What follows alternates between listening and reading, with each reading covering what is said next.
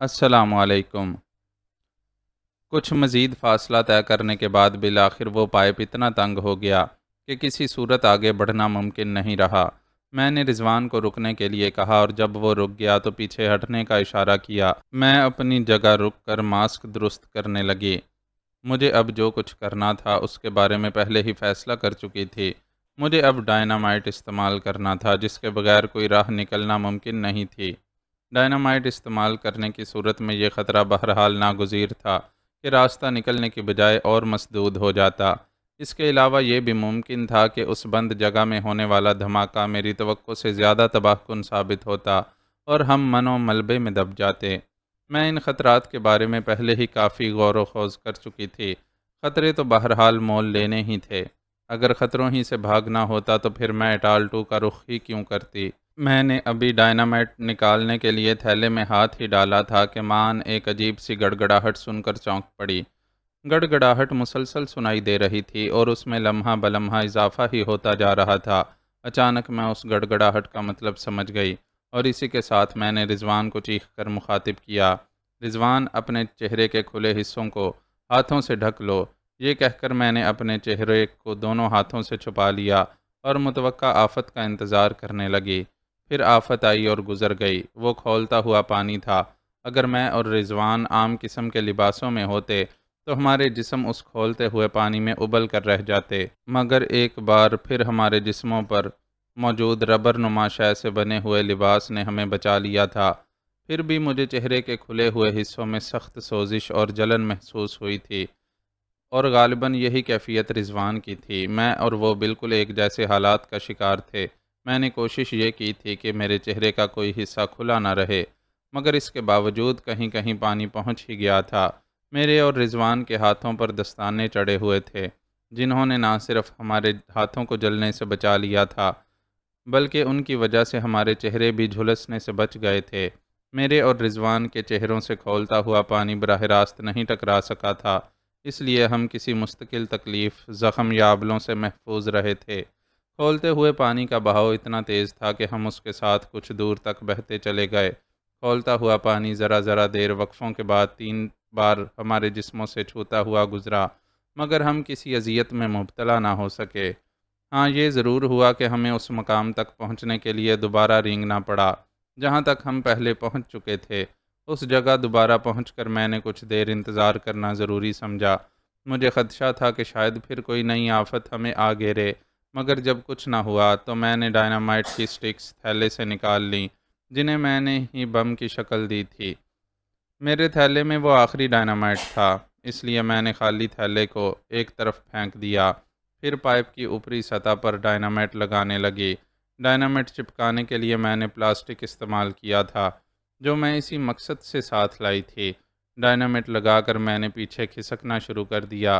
رضوان میرے ساتھ ہی تھا۔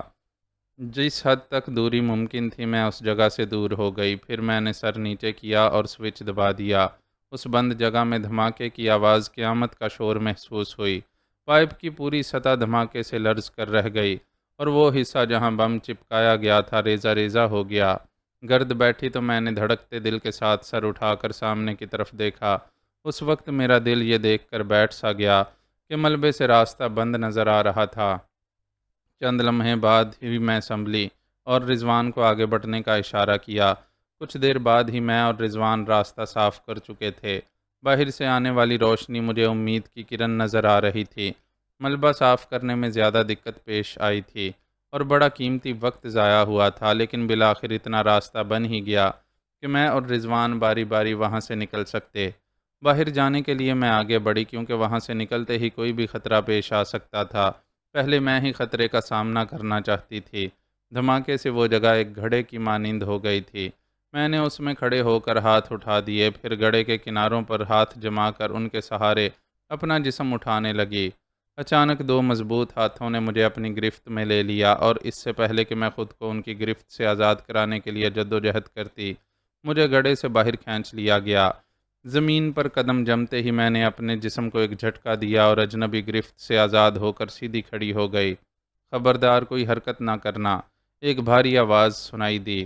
لہجہ حکمیہ تھا۔ وہ 4 افراد تھے اور ان چاروں کے ہاتھوں میں خودکار رائفلیں تھیں۔ جن کی نالیں میری طرف اٹھی ہوئی تھیں۔ اپنے ساتھی سے کہو کہ وہ گڑھے سے نکل آئے، وہ ہم سے بچ کر نہیں بھاگ سکتا۔ ان چاروں میں سے پھر وہی بھاری آواز والا مجھ سے مخاطب ہوا۔ ہم بھاگنے کے لیے یہاں نہیں آئے، میں نے پرسکون لہجے میں کہا۔ حالات بظاہر اچانک قابو سے باہر ہو گئے تھے، لیکن میں پریشان نہیں تھی۔ جو کچھ پیش آ رہا تھا وہ میرے اندازوں کے مطابق ہی تھا، پھر گھبرانے سے کیا حاصل تھا؟ بانو میں باہر آ رہا ہوں، ذرا سنبھالیں۔ مان رضوان کی آواز گھڑے کے اندر سے سنائی دی۔ رضوان کا جملہ سن کر سیکورٹی گارڈز کے ہونٹوں پر مسکراہٹ آ گئی تھی، مگر وہ پیش آنے والے حالات سے بے خبر تھے، اور ان کی مسکراہٹ کو بے خبری ہی سے تعبیر کیا جا سکتا تھا۔ غلطی ان کی بھی نہیں تھی، وہ بھلا رضوان سے واقف ہی کب تھے جو اس کی بات کا اصل مفہوم سمجھ سکتے۔ ان حالات میں کوئی عام آدمی ہتھیار ڈالنے ہی کا فیصلہ کرتا، مگر رضوان عام آدمی کب تھا کہ ایسی غلطی کا مرتکب ہوتا؟ اس نے ایک عام سی بات کہہ کر مجھے ہوشیار رہنے کا اشارہ کر دیا تھا، جس کا مطلب میں تو اچھی طرح سمجھ گئی تھی، مگر سیکورٹی گارڈز مکمل طور پر دھوکہ کھا گئے تھے۔ گھڑے سے اچھل کر جو چیز باہر آئی تھی اسے میں نے فوراً ہی پہچان لیا تھا، مگر سیکورٹی گارڈز اسے پہچاننے میں ناکام رہے تھے۔ جب ان میں سے ایک بیوقوف نے جھک کر اس کا جائزہ لینا چاہا تو مجھے اس پر ترس آ گیا۔ میں نے اس سے بلند اور تیز آواز میں کہا، بیوقوف، یہ ڈائنامائٹ ہے جو کسی بھی لمحے پھٹ سکتا ہے۔ جھکنے والا سیکورٹی گارڈ میری آواز سنتے ہی جھجک کر رک گیا، پھر وہ چیختا ہوا پیچھے ہٹا۔ غالباً اس کے دوسرے ساتھی بھی موقع کی نزاکت کا اندازہ لگا چکے تھے۔ بچاؤ کی صرف یہی صورت تھی کہ وہ جلد سے جلد زمین پر لیٹ جاتے۔ اس سلسلے میں میرے سوا سبھی نے بوکھلاہٹ کا مظاہرہ کیا۔ میں نے اطمینان سے دور ہٹتے ہوئے مان چھلانگ لگائی اور چلا کر رضوان سے کہا، ٹھیک ہے۔ رضوان یقیناً میری ہی آواز کا منتظر تھا، کیونکہ اسے جب تک میں یقین دہانی نہ کرا دیتی کہ میں ڈائنامٹ سے دور ہوں وہ سوئچ نہ دباتا۔ میری آواز سن کر ہی اس نے سوئچ دبا دیا۔ میں زمین پر لیٹی ہی تھی کہ ڈائنامٹ ایک دھماکے سے پھٹ گیا تھا۔ فرش کا وہ حصہ جہاں ڈائنامٹ پڑا ہوا تھا ایک اور گڑھے کی صورت میں بدل گیا تھا۔ دھماکے سے اڑنے والے کنکروں اور پتھروں میں اتنی قوت تھی کہ وہ جس کے لگے تھے اسے زخمی کر دیا تھا۔ زمین سے اٹھنے والوں میں انتہائی تیزی کا ثبوت میں نے ہی دیا تھا، کیونکہ میں پہلے ہی اس موقع سے فائدہ اٹھانے کا فیصلہ کر چکی تھی۔ میرے قریب ہی جو سیکورٹی گارڈ اٹھنے کی کوشش کر رہا تھا اس سے رائفل چھیننے میں مجھے کوئی دقت پیش نہیں آئی تھی۔ ایک اور محافظ نے جلدی سے کھڑے ہو کر مجھ پر رائفل تاننا چاہی تھی، مگر میں نے چھینی ہوئی رائفل کی لبلبی دبا کر اس کی کوشش ناکام بنا دی تھی۔ رائفل اس کے ہاتھ سے چھوٹ کر زمین پر گر گئی تھی اور وہ اپنے زخمی ہاتھ کو دوسرے ہاتھ سے پکڑے ہوئے زمین پر بیٹھ گیا تھا۔ چند لمحوں بعد اس کے ہاتھ پر سرخ دبے نمودار ہونے لگے۔ گولی نے اس کی کلائی کو شدید زخمی کر دیا تھا۔ اپنی اپنی رائفلیں زمین پر پھینک دو، میں نے انہیں للکارا۔ وہ محافظ جس کے ہاتھ میں رائفل تھی اپنی رائفل پھینک کر سیدھا کھڑا ہو گیا۔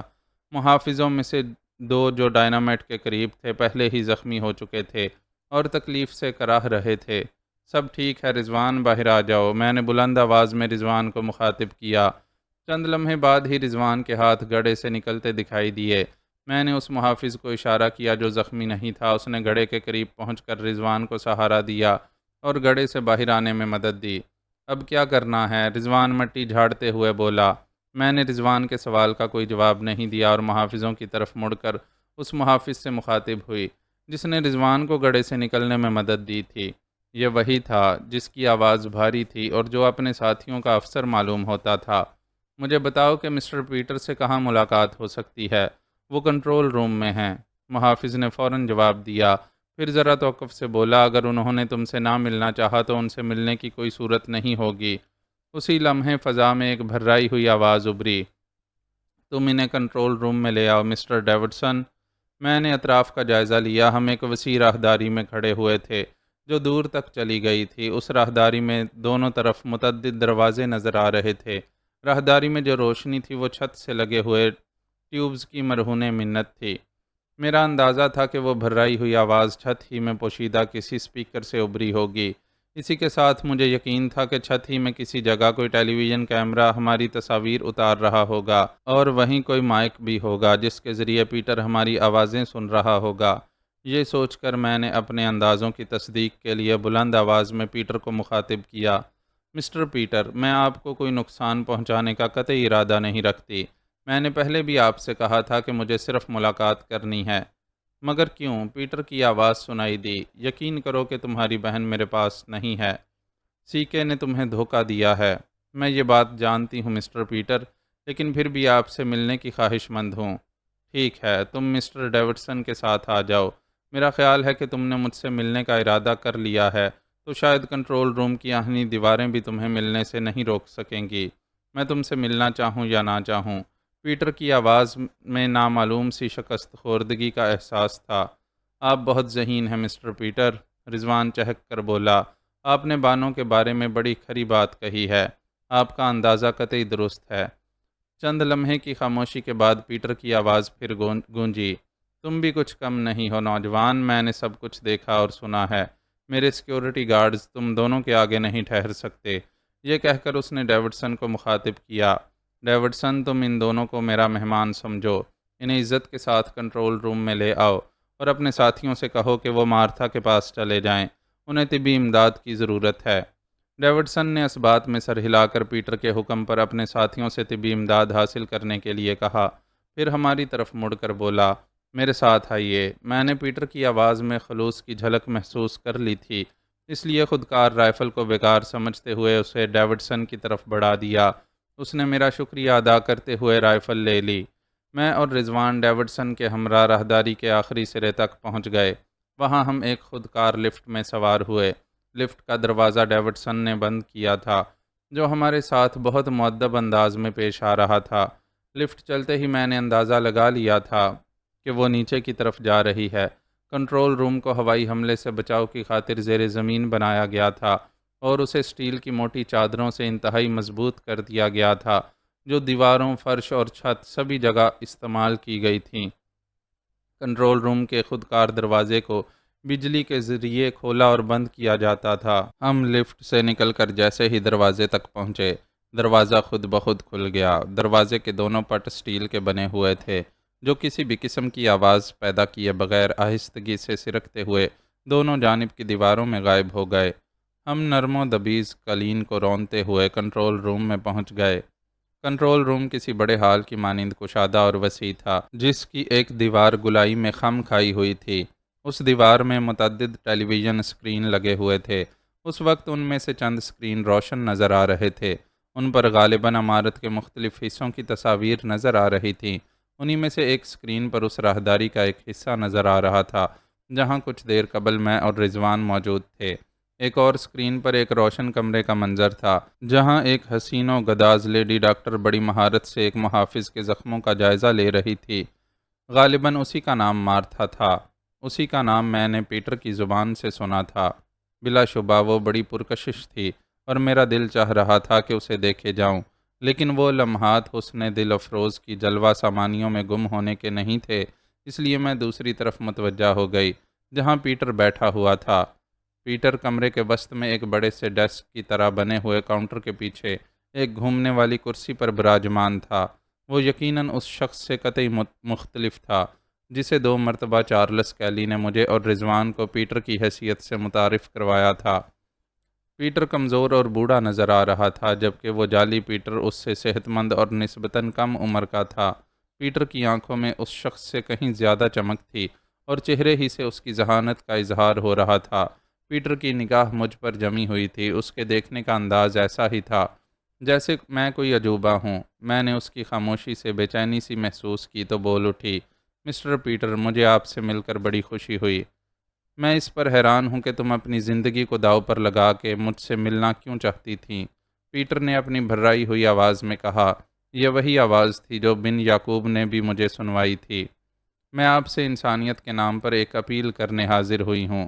میں نے یہ کہہ کر اس کے چہرے کا جائزہ لیا تاکہ اس پر ابھرنے والے تاثرات سے کوئی اندازہ لگا سکوں۔ انسانیت کے نام پر اپیل؟ پیٹر کے لہجے میں حیرت تھی، جیسے میں نے کوئی غیر متوقع بات کہہ دی ہو۔ جی ہاں، میں بولی، میں آپ سے اپیل کرتی ہوں کہ جو دفاعی نظام آپ نے ترتیب دیا ہے اسے اسرائیل جیسی ظالم حکومت کے حوالے کرنے سے بہتر ہوگا کہ اسے تباہ کر دیں۔ کیوں؟ تمہیں اس سے کیا فائدہ ہوگا؟ اس نے میری بات میں دلچسپی لیتے ہوئے کہا۔ اسرائیل کا یہ دعویٰ باطل ہے کہ وہ اپنی بقا کی جنگ لڑ رہا ہے۔ میں نے پورے اعتماد لہجے میں کہا، اس کی بقا کے لیے امریکہ جیسی بڑی طاقت کی سرپرستی کافی ہے۔ عرب ممالک امریکہ سے ٹکرانے کی ہمت نہیں کر سکتے، لیکن اسرائیل کا مسئلہ مختلف ہے۔ اسرائیل کو امریکہ کی سرپرستی حاصل ہی ہے۔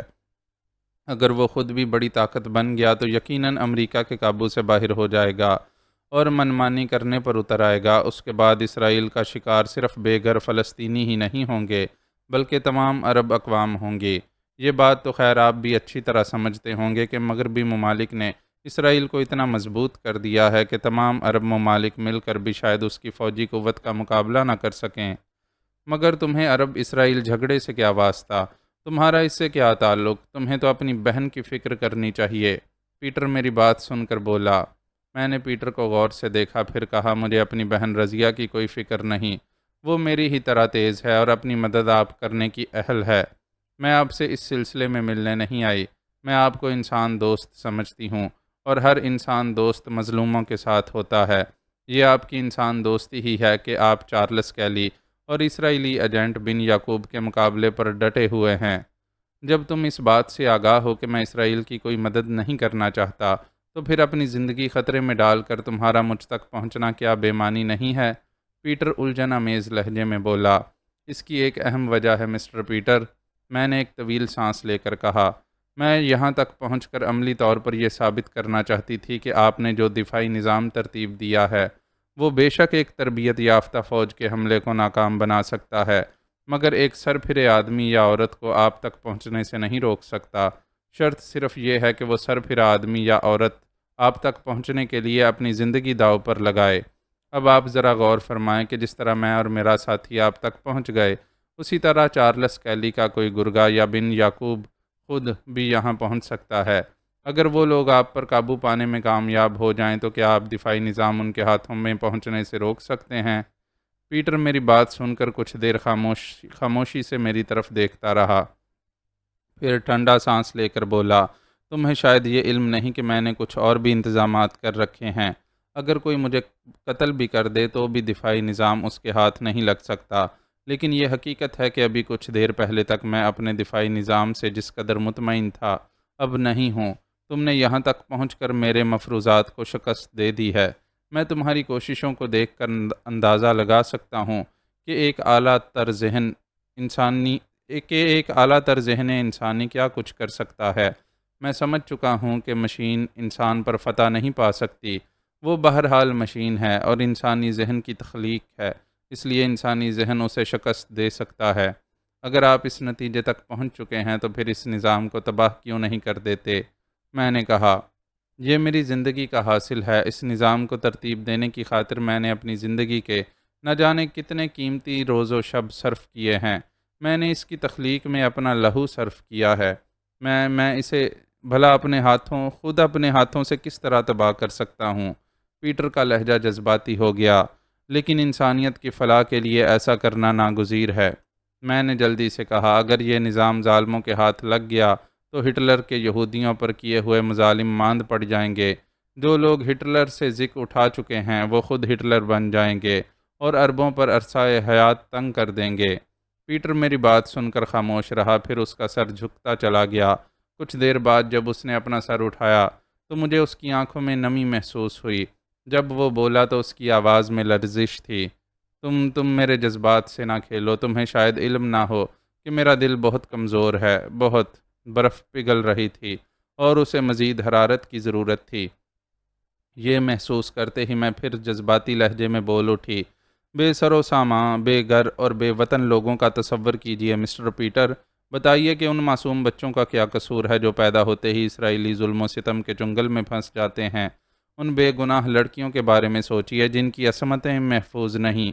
ان صحرا نوردوں کا خیال کیجئے جو در در بھٹکتے پھرتے ہیں اور اپنی زندگی بچانے کی جدوجہد میں بھوک سے تڑپ تڑپ کر جان دے دیتے ہیں۔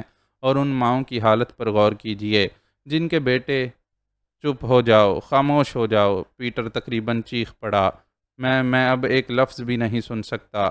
یہ کہتے ہوئے اس نے اپنے دونوں ہاتھ کانوں پر رکھ لیے تھے۔ میں خاموش ہو گئی اور اس کے چہرے کا جائزہ لینے لگی، جس پر پسینے کے قطرات ابھر آئے تھے۔ اس کے چہرے سے یہ اندازہ لگانا مشکل نہیں تھا کہ میں نے اسے انتہائی ہیجان میں مبتلا کر دیا ہے۔ کچھ دیر بعد خود اسی نے سکوت توڑا۔ تم بہت ظالم ہو۔ میں نے تم سے کہا تھا کہ میرے جذبات سے نہ کھیلو، مگر تم نہیں مانی۔ یہ کہہ کر وہ خاموش ہو گیا، پھر چند لمحے توقف کے بعد بولا، میرے خیال سے تمہیں وکیل ہونا چاہیے تھا۔ اگر تم وکیل ہوتی تو ہر جج سے وہ فیصلہ حاصل کرنے میں کامیاب رہتی جو تمہارے موکل کے لیے مفید ثابت ہوتا۔ تو کیا آپ دفاعی نظام کو تباہ کرنے پر آمادہ ہیں؟ میں نے پرمسرت لہجے میں کہا۔ ہاں، پیٹر نے طویل سانس لیا۔ تم نے مجھے قائل کر دیا ہے۔ میں سوچ رہا ہوں کہ کل سے اس سلسلے میں کام شروع کر دوں۔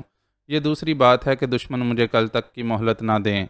پیٹر نے جس خدشے کا اظہار کیا تھا وہ مجھے بھی تھا۔ اس کا قوی امکان تھا کہ بن یعقوب اٹال 2 پر ایک اور حملے کی تیاریاں شروع کر دے گا، اور اس بار شاید وہ پوری قوت سے حملہ کرے اور ممکن ہے کامیاب بھی ہو جائے۔ کیا آپ دفاعی نظام کو ایک ساتھ ختم کرنے کی بجائے رفتہ رفتہ ختم کرنا چاہتے ہیں؟ میں نے سوال کیا۔ ہاں، پیٹر نے جواب دیا، میں غیر ضروری تباہی کا قائل نہیں۔ پورے دفاعی نظام کی بنیاد ایک کمپیوٹر ہے۔ میں اسے تباہ کرنے کے بجائے اس میں ایسی بنیادی تبدیلیاں کرنا چاہتا ہوں کہ وہ ایک عام کمپیوٹر کی طرح مفید کاموں میں استعمال ہو سکے اور کسی کے خلاف استعمال نہ کیا جا سکے۔ آپ کا خیال قطعی درست ہے، مگر میں سمجھتی ہوں کہ شاید دشمنوں کی طرف سے اتنی مہلت نہ مل سکے۔ میرا اندازہ ہے کہ بن یعقوب نے اٹال 2 پر حملے کی تیاریاں شروع کر دی ہوں گی۔ اگر وہ واقعی مجھ تک پہنچنے میں کامیاب ہو گیا تو پھر میرے لیے اس کے سوا کوئی چارہ نہ ہوگا کہ میں اپنی ساری محنت ضائع کر دوں۔ تم مطمئن رہو، میں زندگی میں بلکہ میری موت کے بعد بھی کوئی دوسرا میری محنت سے فائدہ نہ اٹھا سکے گا۔ پیٹر کے لہجے میں اعتماد کی جھلک اور خلوص تھا۔ چند لمحے خاموشی رہی، پھر رضوان نے گفتگو میں حصہ لیا۔ اس نے پیٹر کو مخاطب کر کے کہا، معاف کیجیے گا مسٹر پیٹر، میں ایک بات نہیں سمجھ سکا۔ جب آپ چارلس کیلی کے شریک کار تھے، اس کی شراکت میں اسلحہ کی خرید و فروخت اور سپلائی کا کام کرتے تھے، تو پھر اچانک کیا ہوا کہ آپ چارلس کیلی کے خلاف ہو گئے؟ آپ اسرائیل سے دفاعی نظام کی فروخت کے لیے بات چیت کر رہے تھے، پھر ایک دم اس سودے سے کیوں پھر گئے؟ اس کا کوئی نہ کوئی سبب تو ضرور ہوگا۔ پھر یہ کہ اسرائیل کے ساتھ آپ کا یہ پہلا سودا تو نہیں ہوگا۔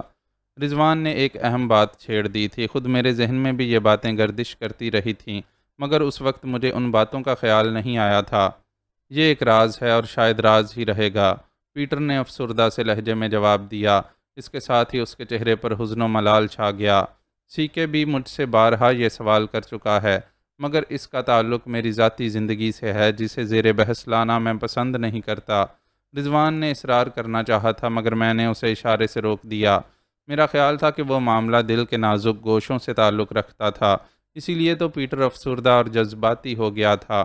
پھر یہ کہ جو بات اس نے چارلس کیلی تک کو نہیں بتائی تھی، ہمیں کیسے بتا دیتا؟ ہم تو اس سے بے تکلف بھی نہیں تھے، اس لیے اصرار کرنا نہ ہمارا حق تھا اور نہ یہ کوئی مناسب بات تھی۔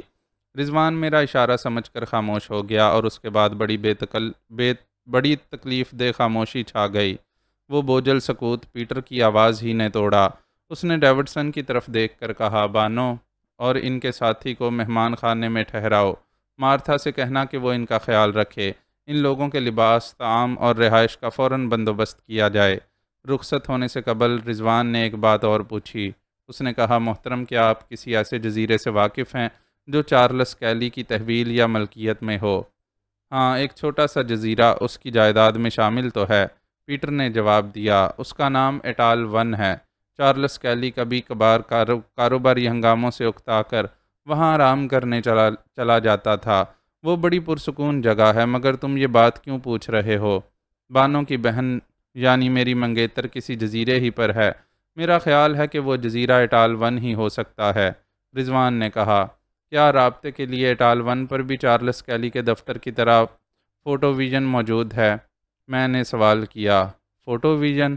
پیٹر چونک پڑا، پھر بولا، ایسی تجویز تھی تو میرا خیال ہے کہ سیکے نے یہ رابطہ قائم کر لیا ہوگا۔ جب میرے اور اس کے درمیان علیحدگی ہوئی تھی تو اس وقت وہ اسی فکر میں تھا۔ میرا اندازہ ہے کہ اس نے تمہاری بہن کو اٹال 1 پر ہی رکھا ہوگا۔ پیٹر کی بات سے میرے خیالات کی تصدیق ہو گئی تھی۔ مجھے یقین ہو گیا تھا کہ رضیہ اٹال 1 ہی پر تھی اور اس جزیرے کا پتہ لگانا کوئی دشوار بات نہیں تھی۔ اس کے بعد میں اور رضوان ڈیوڈسن کے ہمراہ کنٹرول روم سے روانہ ہو گئے۔ اوپر پہنچنے کے لیے ایک بار پھر لفٹ استعمال کی گئی اور ہم لفٹ سے اتر کر راہداری میں آ گئے۔ اسی راہداری میں کھلنے والے ایک دروازے سے گزر کر ہم ایک اور راہداری میں داخل ہوئے جس کے اختتام پر ایک صحن تھا۔ ہم اس صحن سے گزر کر عمارت کے ان کمروں تک پہنچ گئے جو رہائش کے لیے استعمال کیے جاتے تھے۔ ڈیوڈسن اب ہمارے ساتھ اس طرح پیش آ رہا تھا جیسے ہم پیٹر کے دوست ہوں، اسی لیے وہ میرے ہر سوال کا جواب دے رہا تھا۔ مجھے اسی سے معلوم ہوا کہ پیٹر کنٹرول روم کے برابری ایک سوٹ میں قیام پذیر ہے۔ پیٹر کی دیکھ بھال کے لیے ایک بوڑھی نرس بھی اسی سوٹ کے ایک کمرے میں رہتی تھی۔ پیٹر دل کا مریض تھا اور اس پر دورے پڑتے رہتے تھے۔ مارتھا ڈاکٹر تھی جو پیٹر کے ساتھ ساتھ ہی جزیرے پر موجود بقیہ افراد کی صحت و تندرستی کے لیے بھی ذمہ دار تھی۔ ڈاکٹر مارتھا کے سوا جزیرے پر موجود تمام افراد پرانے تھے اور جزیرے پر اپنی خوشی سے مقیم تھے۔ ان کی تنخواہیں عمدہ اور رہائش اعلیٰ درجے کی تھی۔ انہیں جزیرے پر ہر طرح کا عیش و آرام میسر تھا۔ وہ اپنی چھٹیاں لندن یا جہاں ان کا دل چاہے گزار سکتے تھے، ان پر کوئی پابندی عائد نہیں تھی۔ ڈاکٹر مارتھا کو بھی وہاں رہتے ہوئے کئی مہینے گزر گئے تھے۔ وہ محنتی، فرض شناس اور بڑی خوش مزاج عورت تھی۔ جزیرے کے محافظ اور دوسرے افراد اس سے بہت مانوس ہو گئے تھے۔ مجھے ڈیوڈسن سے اور بہت کچھ معلوم کرنا تھا، مگر وہ ہمیں ہمارے کمروں میں پہنچا کر مارتھا کو بلانے چلا گیا تھا تاکہ میرے لیے لباس کا بندوبست ہو سکے۔ مجھے اور رضوان کو الگ الگ کمرے دیے گئے تھے جن کے درمیان ایک مشترک دروازہ تھا۔ کمرے کشادہ اور عمدہ طریقے پر سجے ہوئے تھے۔ میرے کمرے کی ایک کھڑکی مصنوعی جھیل کی طرف کھلتی تھی جس کے ذریعے باہر کی خوشگوار فضا کو دیکھا جا سکتا تھا۔ کمرے کے فرش پر دبیز قالین بچھا ہوا تھا۔ ایک طرف مسہری تھی اور دوسری طرف 4 کرسیوں کے درمیان میں ایک خوبصورت گول میز بچھی ہوئی تھی۔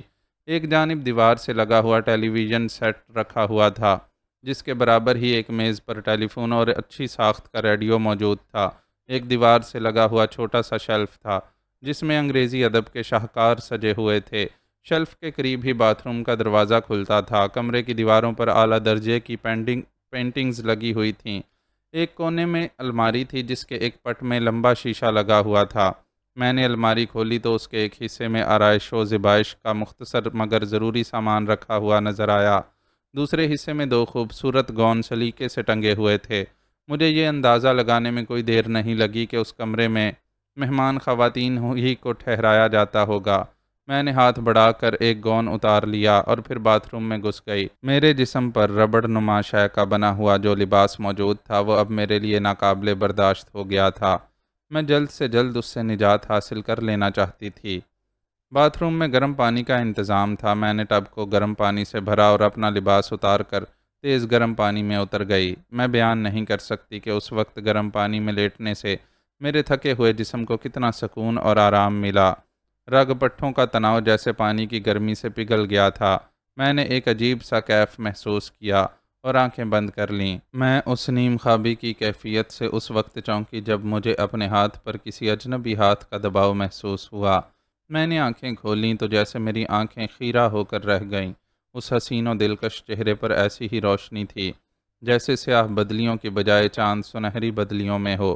اس کے گیسو سنہری تھے۔ اس کی بڑی بڑی روشن نیلی آنکھیں مجھے عجیب سے انداز میں تک رہی تھیں۔ اس پر ایک عجیب سی محویت کا عالم طاری تھا۔ مجھے احساس ہوا کہ ٹیلی ویژن اسکرین اس کے قیامت خیز حسن کو ظاہر کرنے میں قطعی ناکام رہا تھا۔ وہ ڈاکٹر مارتھا تھی جسے میں نے کنٹرول روم میں ٹیلی ویژن اسکرین پر دیکھا تھا، مگر اس وقت میرے وہم و گمان میں بھی نہیں تھا کہ وہ اتنے قاتل حسن کی مالک ہوگی۔ مجھے اپنی بصارت پر یقین نہیں آ رہا تھا کہ واقعی وہ لڑکی میرے ساتھ موجود تھی جسے پہلی بار ہی دور سے دیکھ کر میرے دل کی دھڑکنیں تیز ہو گئی تھیں۔ میں نے پلکیں جھپکا کر دوبارہ اسے غور سے دیکھا۔ تم کون ہو؟ میں اس کا نام جاننے کے باوجود بھی بے خیالی اور خود فراموشی کی سی کیفیت میں بولی۔ اوہ! وہ چونک پڑی، پھر سیدھی کھڑی ہو گئی اور مسکرا کر بولی، میں مارتھا ہوں، ڈاکٹر مارتھا۔ لیکن تم یہاں باتھ روم میں کیوں؟ سیدھی باتھ روم میں کیوں چلی آئیں؟ میں نے رک کر اپنی حالت پر قابو پاتے ہوئے کہا، اگر آپ کو میری یہ بے تکلفی ناگوار گزری ہو تو میں معذرت خواہ ہوں۔ مارتھا بولی، ارے نہیں، ہرگز نہیں، میں نے جلدی سے کہا اور دل ہی دل میں بولی، جان میں تو خود تم سے بے تکلف ہونے کے لیے بے چین ہوں۔ مجھے بتایا گیا تھا کہ آپ کو فوری طور پر کپڑوں کی ضرورت ہے۔ مارتھا نے دوبارہ گفتگو شروع کی۔ میں آپ کے لیے اپنا ایک جوڑا لے کر آئی تھی۔ میں نے پہلے بیرونی دروازے پر دستک دی، مگر کوئی جواب نہ ملا۔ میں اندر آئی تو کمرہ خالی نظر آیا۔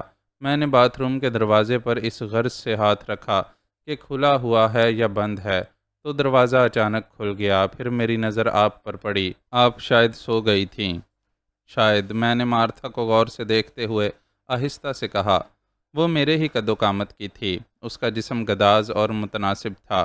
اس کی شخصیت دلکش تھی اور مسکراہٹ میں بلا کی جنسی کشش تھی۔ وہ ایسی ہی تھی کہ میں اس کے قرب کی تمنا کر سکتی، لیکن اس سلسلے میں مجھے اپنی خواہش کا اظہار نہیں کرنا پڑا۔ وہ دوبارہ میری طرف جھکی اور لرزتے ہونٹوں سے بولی، بانو، مجھے بھی آپ کی طرح مرد پسند نہیں ہیں۔ میں نے اب تک کسی مرد کو اپنے قریب نہیں آنے دیا۔ ہاں، نازک اندام و حسین جسم رکھنے والی لڑکیاں میری آرزو ضرور رہی ہیں، اور آپ بھی بے حد حسین ہیں، بالکل میری توقع کے مطابق۔ میں اس کے اظہار عشق پر چونک پڑی۔ مجھے ہمیشہ وہ لڑکیاں خطرناک نظر آئیں جو خود بخود میری طرف مائل ہوئیں۔ اس سلسلے میں اکثر اوقات میرے شکوک درست ثابت ہوئے ہیں۔ کیا تم مجھے جانتی ہو؟ میں نے مسکرا کر پوچھا۔ آپ کو تو جزیرے کا ہر فرد جانتا ہے بانو، اس نے بھی مسکرا کر جواب دیا۔ سبھی آپ کی جرأت و ہمت کے معترف ہیں اور حیران ہیں، مگر انہیں آپ کے بارے میں تفصیلی معلومات حاصل نہیں ہیں۔ آپ کے بارے میں مسٹر پیٹر کے علاوہ صرف میں ہی پوری طرح واقف ہوں۔ وہ کیسے؟ میں نے حیرت کا اظہار کیا۔ اس لیے کہ میں ڈاکٹر ہوں، مارتھا بولی۔ مجھے امراض کی تشخیص کرنے کے لیے کمپیوٹر استعمال کرنے کی اجازت ہے۔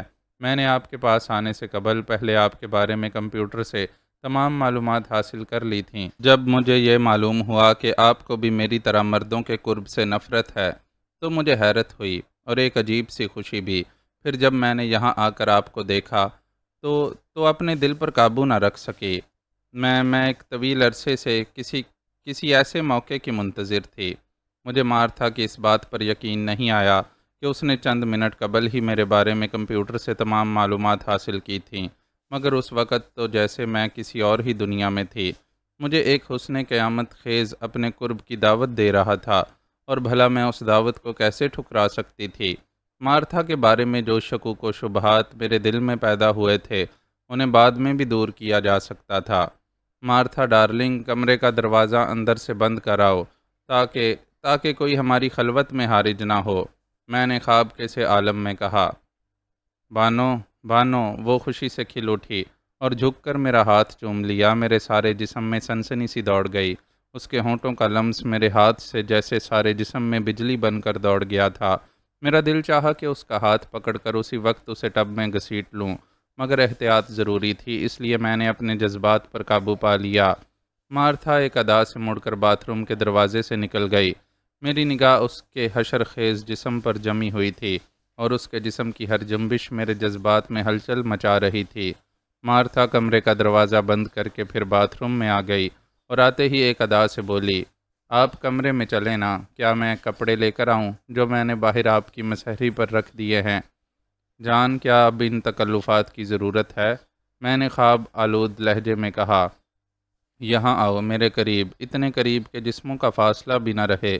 چند لمحوں بعد ہی میری آنکھوں نے حسن دلکش کی ایسی بے حجاب روشنی دیکھی کہ میں پلکیں جھپکانا بھول گئی۔ وہ روشنی اتنی تیز تھی کہ مجھے اس کی طرف دیکھنا محال ہو رہا تھا۔ پھر وہ روشنی، بے لباس و بے حجاب روشنی، میری جانب بڑھی۔ ایک چھپاکا ہوا اور روشنی میری آغوش میں آ گئی۔ روشنی کو میں نے پہلے بھی زیر آب دیکھا تھا، لیکن اس وقت تو تابِ دید ہی جیسے چھن گئی تھی۔ میں اس روشنی کو صرف محسوس کر سکتی تھی، اپنی رگِ جاں کے قریب۔ ہلچل، وحشت، خود فراموشی اور روشنی میں تحلیل ہوتی روشنی، سیماب صفت روشنی، پل پل رنگ بدلتی ہوئی روشنی، سرگوشیاں کرتی، آغوش میں مچلتی ہوئی روشنی۔ میں اس روشنی کو اپنے وجود میں اتارنے لگی۔ میرا اندر اور باہر جیسے روشنی سے بھر گیا۔ میں نہال ہو گئی۔ میں اس روشنی کی لہروں میں بہتی ہوئی نہ جانے کہاں نکل گئی۔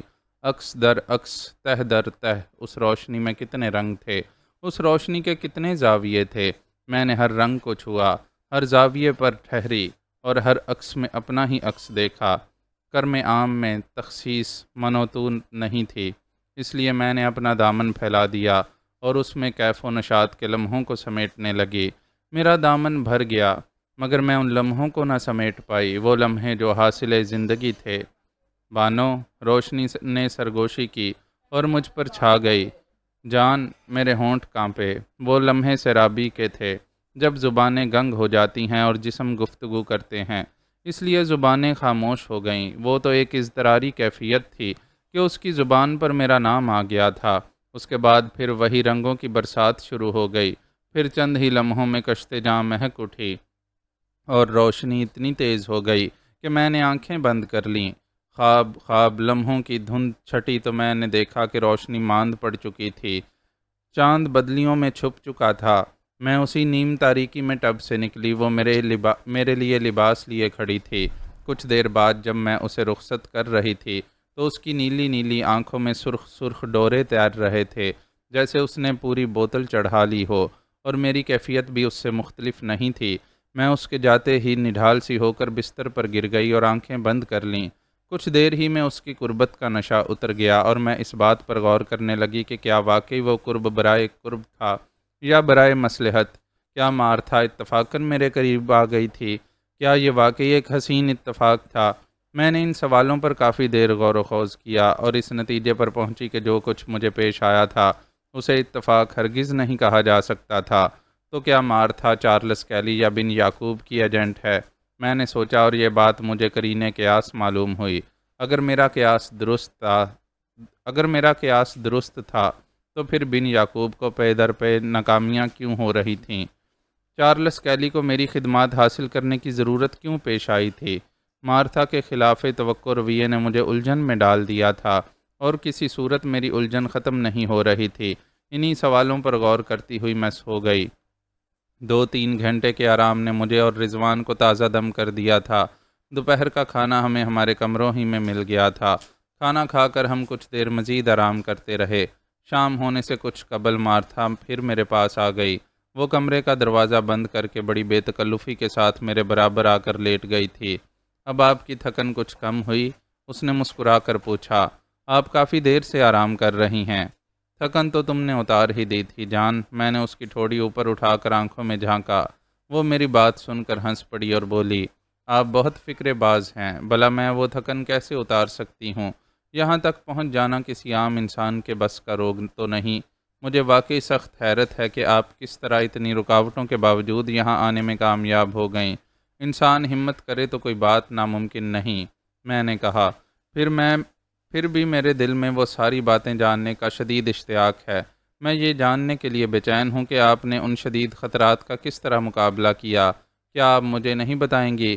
یہ کہہ کر اس نے میری طرف کروٹ لی اور میرے گلے میں باہیں ڈال دیں۔ اس کا جسمانی لمس مجھے بہکنے پر مجبور کر رہا تھا، لیکن میں فوراً ہی سنبھل گئی۔ میں نے کچی گولیاں نہیں کھیلی تھیں، اسی لیے اسے باتوں باتوں میں اڑا دیا اور اپنی خطرناک ترین مہم کے بارے میں تفصیلی گفتگو سے گریز کیا۔ میں نے مارتھا کی باتوں سے اندازہ لگایا کہ جزیرے پر رہنے والے بھی مکمل طور پر جزیرے کے دفاعی نظام سے آگاہ نہیں ہیں۔ انہیں صرف اپنے لگے بندے فرائض کا علم تھا، اور یہ کہ جزیرے کے کن علاقوں میں ان کا جانا ممنوع ہے۔ انہیں یہ بھی بتایا گیا تھا کہ خلاف ورزی کرنے والے اپنے نقصان کے خود ذمہ دار ہوں گے۔ ان میں صرف ڈیوڈسن ایک ایسا شخص تھا جسے دوسروں کی نسبت کچھ زیادہ معلومات تھیں، مگر وہ اپنے بے تکلف ساتھیوں سے بھی غیر ضروری باتیں کرنے سے گریز کرتا تھا۔ اس سے قطع نظر یہ کہ جزیرے پر رہنے والے بھی اپنے معمولات کے عادی ہو چکے تھے اور اپنے کام سے کام رکھنے ہی میں عافیت سمجھتے تھے۔ ان حالات میں چارلس کیلی اور بن یعقوب کو مایوسی ہونی ہی چاہیے تھی۔ جب پیٹر کے سوا کسی کو مکمل تفصیلات کا علم نہیں تھا تو انہیں کسی محافظ کو اپنے ساتھ ملا کر کیا فائدہ ہو سکتا تھا؟ مارتھا جیسی شخصیت جزیرے کے بارے میں صرف جغرافیائی معلومات حاصل کر سکی تھی۔ میرے اندازے کے مطابق چارلس کیلی نے مجھے جو فائل دی تھی وہ مارتھا ہی کی حاصل کردہ معلومات پر مشتمل تھی۔ شام کے قریب جب میرے کمرے میں موجود ٹیلی فون کی گھنٹی بجی تو میں نے سوچا کہ شاید پیٹر مجھ سے بات کرنا چاہتا ہوگا۔ میں نے ریسیور اٹھایا تو دوسری جانب پیٹر ہی بول رہا تھا، مگر اس نے بہت مختصر سی بات کی کہ لندن سے چارلس کیلی مجھ سے گفتگو کرنا چاہتا ہے۔ ہیلو، میں نے لندن سے رابطہ قائم ہونے کے بعد کہا۔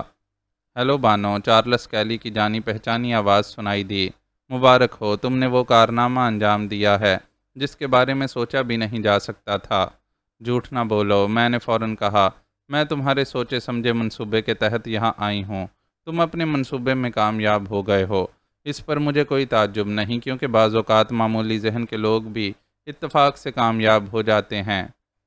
خیر خیر، میرا ذہن معمولی ہی صحیح، چارلس کیلی خشک لہجے میں بولا۔ تم اب تک جان چکی ہوگی کہ تمہاری بہن رضیہ اٹالٹو پر نہیں ہے۔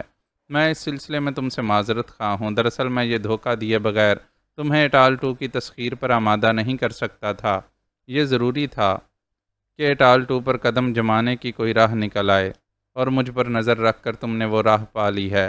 ہاں، مجھے معلوم ہے کہ تم وہاں کس طرح پہنچ سکی ہو۔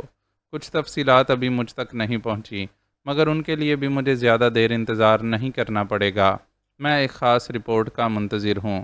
تمہیں مایوسی ہوگی، میرا لہجہ تمسخرانہ تھا۔ جزیرے پر موجود تمہارا ایجنٹ کچھ زیادہ تفصیلی رپورٹ نہ بھیج سکے گا، کیونکہ میں نے اسے کچھ نہیں بتایا۔ کیسا ایجنٹ؟ چارلس کیلی کے لہجے سے پتہ چل رہا تھا کہ میری بات پر وہ چونکا تھا۔ میں نے اس کی آواز میں لرزش کی آمیزش واضح طور پر محسوس کی تھی۔ وہ اپنی بات جاری رکھتے ہوئے تشویش آمیز انداز میں بولا۔ کیا کہہ رہی ہو تم؟ مانا کہ تم ذہین ہو، مگر ایسی بھی کیا ذہانت کہ تمہیں ہر طرف میرے ایجنٹ نظر آنے لگیں۔ خیر، یہ بتاؤ کہ میری بہن کا کیا حال ہے؟ میں نے تمہارا کام کر دیا ہے، کیا اب تم رضیہ کو نہیں چھوڑو گے؟ تم نے ابھی میرا کوئی کام نہیں کیا، چارلس کیلی نے سنجیدگی سے کہا۔ تم اگر رضیہ کی خیریت چاہتی ہو تو پیٹر کو آمادہ کرو کہ مجھ سے دفاعی نظام کا سودا کر لے۔ اگر تم نے اسے آمادہ کر لیا تو نہ صرف یہ کہ میں رضیہ کو آزاد کر دوں گا، بلکہ تم لوگوں کے منہ سونے چاندی سے بھر دوں گا۔ واقعی؟ میں نے چبھتے ہوئے لہجے میں کہا۔ اگر ایسا ہے تو پھر مجھے کچھ مہلت دو۔ مجھے یقین ہے کہ میں پیٹر کا غیر معمولی کمپیوٹر حاصل کر لوں گی۔ یہ کہہ کر میں لمحے بھر رکی، پھر بولی، اور اس کمپیوٹر کو پلیٹ میں سجانے کے بعد تمہیں پیش کر دوں گی۔ چند لمحے دوسری جانب خاموشی رہی۔ غالباً چارلس کیلی میرے بدلے ہوئے رویے پر غور کر رہا تھا۔ مان اس کی خشک آواز سنائی دی۔ تم یہ نہ بھولو کہ رضیہ میرے رحم و کرم پر ہے۔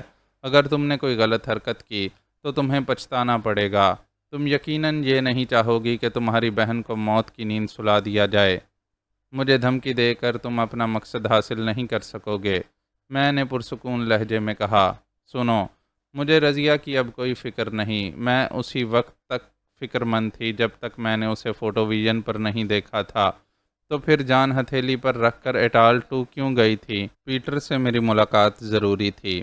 چارلس کیلی یقیناً میری بات نہیں سمجھ سکا تھا، اسی لیے خاموش تھا۔ وہ جب دوبارہ بولا تو اس کے لہجے سے الجھن کا اظہار ہو رہا تھا۔ کیا تم رضیہ کو آزاد کرانا نہیں چاہتی؟ میں اس کی بات سن کر ہنس پڑی، پھر بولی، چارلس کیلی، تم میری بہن سے واقف نہیں ہو، ورنہ ایسی بات نہ کہتے۔ رضیہ صبیحہ بانو ہی کا دوسرا نام ہے۔ جس بات پر میں سوچ سمجھ کر عمل کرتی ہوں وہ بغیر سوچے سمجھے کر گزرتی ہے۔ تم اٹال 1 پر فون کر کے تو دیکھو کہ وہ ابھی تک وہاں موجود بھی ہے یا رخصت ہو گئی۔ چارلس کیلی نے کچھ کہے بغیر سلسلہ منقطع کر دیا۔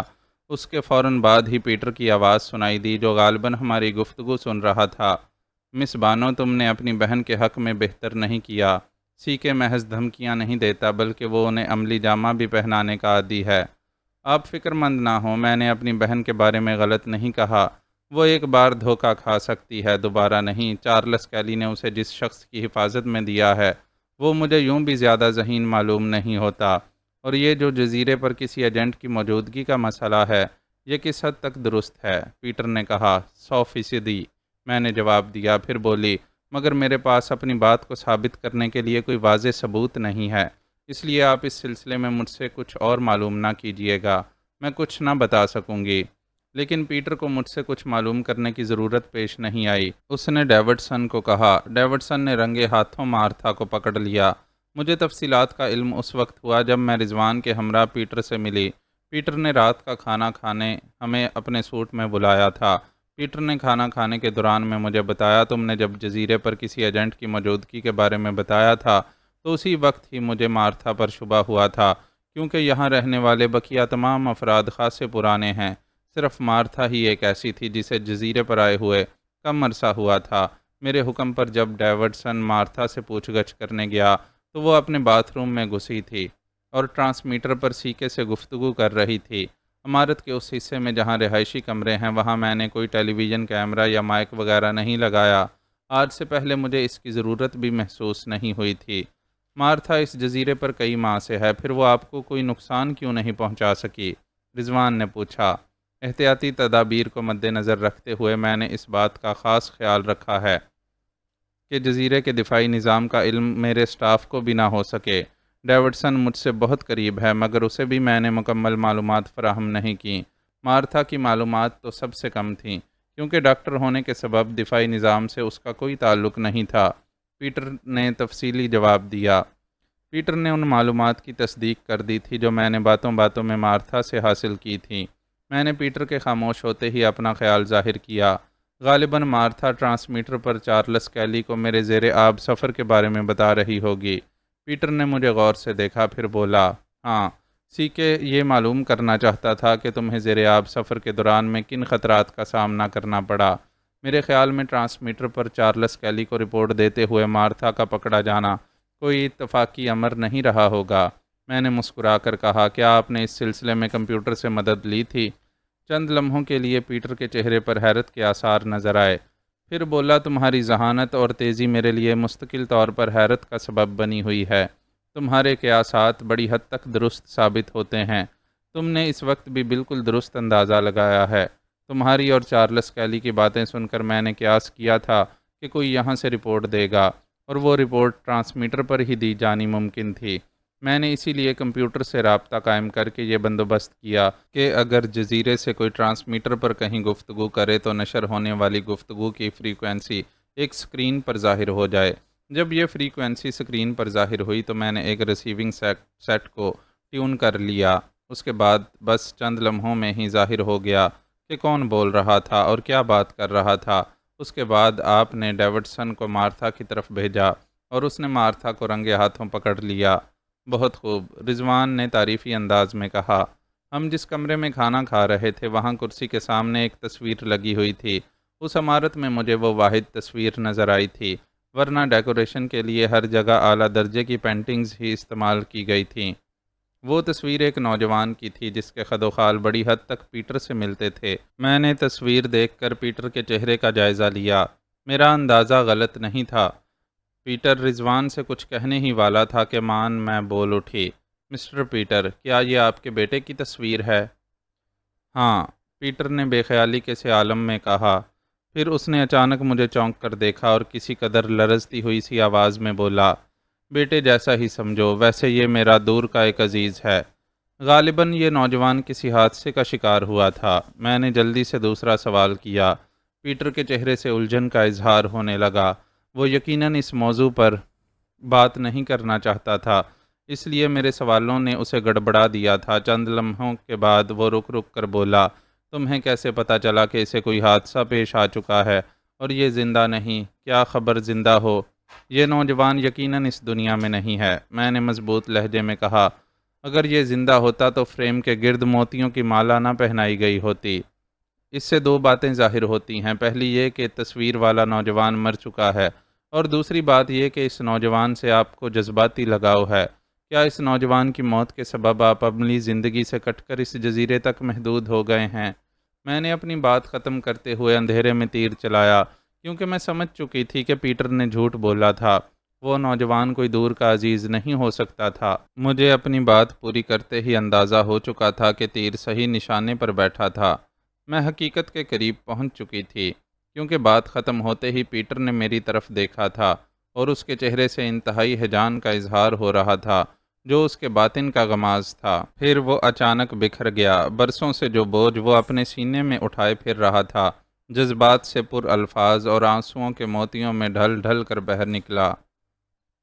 پیٹر نے اپنے عہد جوانی میں ایک لڑکی کو ٹوٹ کر چاہا تھا، مگر اس کے والدین نے اس لڑکی کو مسترد کر دیا تھا۔ پیٹر اپنے والدین کو چھوڑ کر لڑکی کا ساتھ دینے پر آمادہ ہو گیا تھا، مگر لڑکی نے اتنی بڑی قربانی لینا منظور نہیں کیا تھا اور وہ خاموشی کے ساتھ پیٹر کی زندگی سے نکل گئی تھی۔ پیٹر واقعی اس لڑکی کے عشق میں مبتلا تھا، اس لیے کوئی اور لڑکی اسے متاثر نہ کر سکی۔ پیٹر ایک عمر اپنی محبت کو تلاش کرتا رہا، مگر وہ اس وقت ملی جب اس کا دم لبوں پر تھا۔ خود اس لڑکی نے پیٹر کو فون کر کے بتایا تھا کہ وہ اب اس دنیا سے جا رہی ہے، اور پیٹر اپنی زندگی کو پرمسرت بنانے کے لیے کسی اور لڑکی کا ہاتھ تھام لے، مگر وقت گزر چکا تھا۔ اب پیٹر ادھیڑ عمر ہو چکا تھا۔ اس کے علاوہ وہ لڑکی کا مشورہ بھی قبول کرنے پر راضی نہیں تھا۔ لڑکی نے اسے بتایا تھا کہ ان کی محبت نے جو یادگار قائم کی تھی وہ اب جوان ہو چکی ہے۔ پیٹر کا بیٹا جوان ہو چکا تھا، مگر ماں کی تنگ دستی اس کی ترقی میں رکاوٹ بنی ہوئی تھی۔ پیٹر اپنی محبت کا آخری دیدار کرنے کے لیے بےتاب ہو کر اس کے پاس پہنچ گیا تھا۔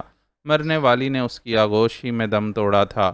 پیٹر کا جوان بیٹا اپنے باپ سے سخت متنفر تھا، جس کی عدم توجیہی اس کی ماں کے لیے زندگی بھر کا دکھ بن گئی تھی۔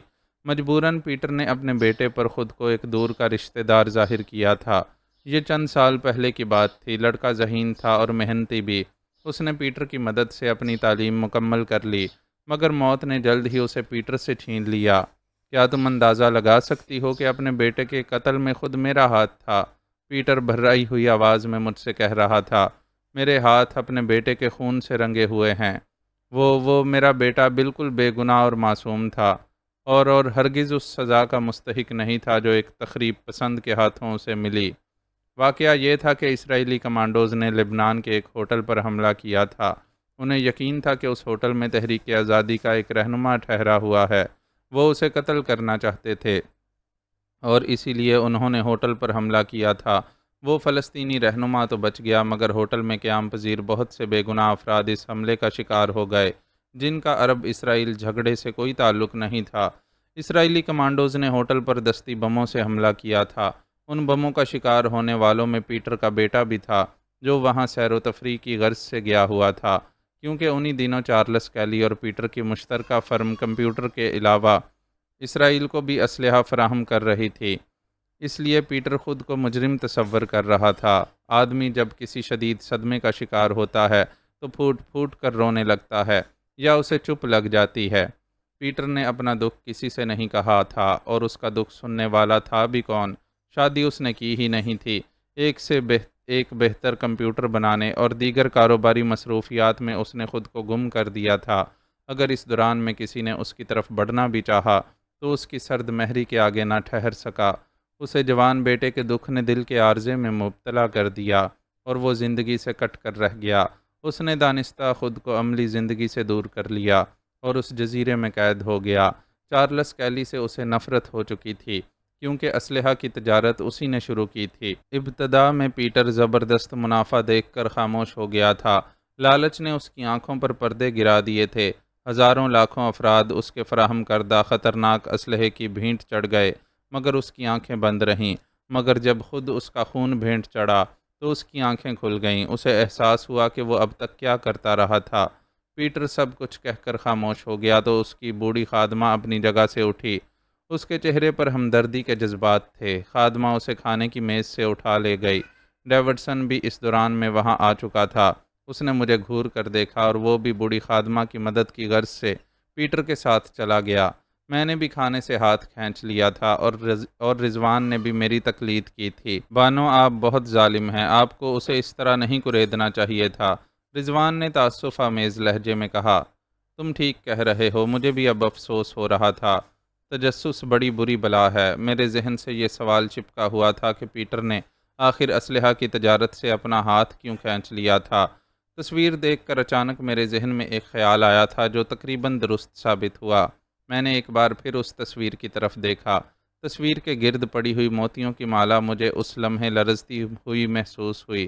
اس کا سبب ہوا بھی ہو سکتی تھی، یا پھر میرا وہمہ، مگر اس وقت مجھے ایسا ہی محسوس ہوا جیسے وہ تصویر کانپ اٹھی ہو۔ لڑکے کے چہرے پر یوں بھی سوگواری کے تاثرات تھے۔ وہ دل کا مریض ہے، رضوان نے دبے ہوئے لہجے میں کہا۔ کہیں اسے دل کا دورہ نہ پڑ جائے۔ میں جو اب بھی کچھ نہ بولی، مجھے بھی یہ خیال آیا تھا۔ رضوان نے جس خدشے کا اظہار کیا تھا اور مجھے جو خیال آیا تھا وہ درست ہی ثابت ہوا۔ اس شب پیٹر کو دل کا انتہائی سخت دورہ پڑا تھا۔ مجھے اس کی اطلاع صبح ملی تھی۔ مجھے یہ اطلاع ڈیوڈسن نے دی تھی، جس نے مجھے گہری نیند سے اٹھایا تھا۔ جب میں نے بیدار ہو کر اس کے چہرے کا جائزہ لیا تھا تو وہ مجھے بہت گھبرایا ہوا نظر آیا تھا۔ اس کے علاوہ میں نے فضا میں ایک عجیب سی گونج بھی محسوس کی تھی۔ کیا بات ہے؟ میں نے ڈیوڈسن سے پوچھا۔ مسٹر پیٹر تو ٹھیک ہیں، رات ان پر دل کا دورہ پڑا تھا، ڈیوڈسن نے جواب دیا تھا۔ مجبوراً مارتھا کی خدمات حاصل کرنا پڑی۔ مارتھا رات بھر ان کے پاس ہی رہی۔ اس نے بڑی حد تک مسٹر پیٹر کے مرض پر قابو پا لیا ہے، لیکن اس کے باوجود ان کی حالت خطرے سے باہر نہیں کہی جا سکتی۔ ان کی نبض سست پڑتی جا رہی ہے۔ وہ شاید ہی بچ سکیں۔ آخری الفاظ ادا کرتے ہوئے ڈیوڈسن کی آواز بھاری ہو گئی تھی۔ میں یہ محسوس کیے بغیر نہ رہ سکی کہ ڈیوڈسن کو اپنے مالک سے محبت تھی۔ یہ گونج کیسی ہے؟ میں نے ڈیوڈسن سے ایک اور سوال کیا۔ یہ سائرن کی آواز ہے۔ کچھ نامعلوم افراد نے جزیرے پر حملہ کر دیا ہے، شاید اسی لیے مسٹر پیٹر آپ کو بلا رہے ہیں، ڈیوڈسن نے جواب دیا۔ میں بستر سے اٹھ کر جلدی لباس تبدیل کرنے لگی۔ اس دوران میں ڈیوڈسن رضوان کو بیدار کرنے چلا گیا تھا، مگر وہ سائرن کی آواز سن کر پہلے ہی بیدار ہو چکا تھا، اس لیے فوراً ہی ڈیوڈسن کے ساتھ چلا آیا۔ میں، رضوان اور ڈیوڈسن تقریباً دوڑتے ہوئے کنٹرول روم میں داخل ہوئے۔ میں نے اندر جاتے ہی مارتھا کو دیکھا جو پیٹر کے قریب کھڑی ہوئی تھی۔ پیٹر گھومنے والی کرسی پر بیٹھا ہوا تھا، اس کا چہرہ ستا ہوا اور زرد نظر آ رہا تھا۔ کمزوری کا اظہار اس کی آنکھوں تک سے ہو رہا تھا، اس کے لیے ہاتھ ہلانا تک مشکل ہو رہا تھا۔ میں بہت دیر سے مسٹر پیٹر کو سمجھا رہی ہوں کہ انہیں اس وقت مکمل آرام کی ضرورت ہے، مگر یہ میری بات نہیں مانتے۔ مارتھا مجھے دیکھتے ہی جلدی سے بولی، مسٹر پیٹر، مارتھا درست کہہ رہی ہے۔ میں نے اس کے نزدیک پہنچ کر کہا، میرا آخری وقت آ چکا ہے اور اب میں اکٹھا ہی آرام کروں گا۔ پیٹر کے ہونٹوں کو حرکت ہوئی۔ میں تو خیر اسی دن مر چکا تھا جب میرے ہی بنائے ہوئے بموں نے میرے بیٹے کی زندگی کا چراغ گل کر دیا تھا۔ اب تو سکون سے سونے کی تیاری ہے، مگر آنکھیں بند ہونے سے پہلے میں تمہیں کچھ سمجھانا چاہتا ہوں۔ آپ جو کچھ سمجھانا چاہتے ہیں وہ طبیعت ٹھیک ہونے کے بعد بھی سمجھا سکتے ہیں۔ میں نے اصرار کیا، مگر خود مجھے اپنے لہجے میں کھوکھلا پن محسوس ہوا۔ کیا پیٹر کی طبیعت اب ٹھیک ہو سکتی ہے؟ میری طبیعت اسی وقت سنبھلے گی جب تم خاموشی سے میری بات سنو گی، اور اس طرح سنو گی جس طرح میں سناؤں گا۔ تم درمیان میں کوئی سوال نہیں کرو گی، چاہے میں کوئی بات غلط ہی کہنے جا رہا ہوں۔ وعدہ کرو کہ تم میرے بات ختم ہونے سے پہلے ایک لفظ بھی نہیں بولو گی۔ میں نے وعدہ کر لیا، اور سوائے اس کے چارہ بھی کیا تھا۔ سنو، سیکے اور بن یعقوب کے آدمی جزیرے میں داخل ہو چکے ہیں۔ لو تم خود اپنی آنکھوں سے دیکھ لو۔ یہ کہہ کر پیٹر نے اپنے آگے لگے ہوئے ایک بٹن کو دبایا۔ سامنے والی دیوار پر ایک سکرین روشن ہو گئی۔ یہ جزیرے کی شمالی سمت میں پہاڑی سلسلے کا منظر تھا۔ فضا میں متعدد گلائیڈرز لہرا رہے تھے۔ پیٹر نے مزید بٹن دبائے، اس کے ساتھ 2-3 سکرین اور روشن ہو گئے۔ ایک سکرین پر وہ چٹان نظر آ رہی تھی جس پر برقی تاروں کا جال بچھا ہوا تھا۔ ایک گلائیڈر اسی چٹان کی طرف بڑھ رہا تھا۔ دیکھتے ہی دیکھتے گلائیڈر پر سوار شخص نے اس چٹان پر پاؤں ٹکا دیے۔ صرف لمحے بھر کو اس شخص کے پاؤں چٹان پر نظر آئے اور پھر دوسرے ہی لمحے وہ غیر فطری انداز میں اچھلا، پھر گلائیڈر سمیت چکراتا ہوا نیچے چلا گیا۔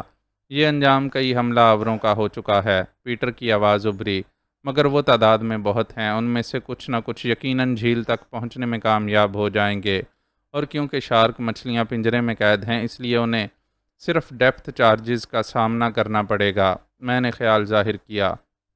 نہیں، پیٹر بولا، میں نے سیکیورٹی گارڈز کو چھٹی دے دی ہے، وہ جزیرہ چھوڑنے کی تیاریوں میں مصروف ہیں، اس لیے حملہ آوروں کو روکنے کے لیے لانچ نہیں جائے گی۔ ہاں، شارک مچھلیاں واپس زیر زمین تالاب میں جا چکی ہیں، جہاں سے وہ مناسب وقت پر باہر لائی جا سکتی ہیں۔ میں نے آہنی پنجرے کی راہ میں جو رکاوٹ کھڑی کر دی تھی، کیا وہ دور کر دی گئی ہے؟ میں نے پوچھا۔ ہاں، رات ہی کو جھیل صاف کر دی گئی تھی، اور پنجرے کا جو حصہ تم نے اڑا دیا تھا اسے بھی دوبارہ درست کیا جا چکا ہے، پیٹر نے بتایا۔ اسی وقت میری نگاہ اس روشن سکرین پر پڑی جو پہاڑی سلسلے کا منظر پیش کر رہی تھی۔ میں نے ایک گلائیڈر کو اس چٹان کی طرف بڑھتے دیکھا تھا جس پر برقی تار پھیلے ہوئے تھے۔ گلائیڈر پر سوار شخص نے بھی غالباً اترنے کے لیے اسی چٹان کو منتخب کیا تھا، کیونکہ وہ لمحہ بلمحہ اس سے قریب ہوتا جا رہا تھا، مگر اس گلائیڈر کو کنٹرول کرنے والے نے عین اس وقت اپنے دونوں پاؤں سکیڑ لیے جب اس کے پاؤں چٹان کو چھونے والے تھے۔ وہ بالکل رضوان کی طرح بال بال بچا تھا، اور اس وقت مجھے اس کی ایک جھلک نظر آئی تھی، مگر اس کے باوجود بھی میں یقین سے نہیں کہہ سکتی تھی کہ وہ بن یعقوب ہی تھا۔ بن یعقوب خود اس مہم میں شریک ہے، میں نے اعلان کیا۔ اسے ایک نظر دیکھنے کی تمنا مجھے بھی ہے، میں نے اب تک اس کا بہت ذکر سنا ہے، پیٹر نے عجیب سے لہجے میں کہا۔ پھر اس نے سلسلہ گفتگو جاری رکھتے ہوئے کہا، میں چاہتا ہوں کہ تم وہ چیز بھی دیکھ لو جس کی خاطر یہ سارا ہنگامہ ہو رہا ہے۔ میں نے کنکھیوں سے مارتھا کی طرف دیکھا، وہ بڑے غور سے پیٹر کی بات سن رہی تھی۔ میرے خیال میں پیٹر کو اس کی وہاں موجودگی نظر انداز نہیں کرنی چاہیے تھی، کیونکہ اب یہ بات واضح ہو چکی کہ وہ دشمن کی اعلی کار ہے۔ یہ سوچ کر میں نے پیٹر کو خاموش رہنے کا اشارہ کیا، مگر وہ یا تو میرے اشارے کو سمجھ نہیں پایا یا پھر اسے نظر انداز کر گیا۔ پیٹر نے اپنی بات جاری رکھتے ہوئے کہا، یہ سرخ بٹن دبانے سے پچھلی دیوار میں ایک خلا پیدا ہوگا اور وہ چیز ظاہر ہو جائے گی جس کے حصول کی خاطر متعدد افراد اپنی زندگی گنوا چکے ہیں۔ دیکھو، میں تمہیں ابھی وہ چیز دکھاتا ہوں۔ میں نے پھر کچھ کہنا چاہا، مگر پھر مجھے اپنا وعدہ یاد آیا اور میں خاموش رہی۔ رضوان نے بھی غالباً صورتحال کا اندازہ لگا لیا تھا، کیونکہ وہ بھی کچھ کہنے کے لیے بے چین نظر آ رہا تھا، لیکن میں نے اس کا ہاتھ دبا دیا اور وہ میرا اشارہ سمجھ کر خاموش ہو گیا۔ میرا خیال تھا کہ پیٹر کو بھی وہاں مارتھا کی موجودگی کا احساس تھا۔ اس کے باوجود بھی اگر وہ اس کی طرف سے غیر محتاط رویہ اختیار کر رہا تھا تو اس کا کوئی نہ کوئی سبب ضرور تھا۔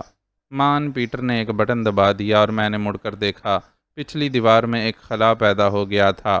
میں اسی کی طرف غور سے دیکھ رہی تھی کہ دوسرے ہی لمحے اس خلا سے ایک تختہ آہستہ آہستہ کھسکتا ہوا باہر آ گیا۔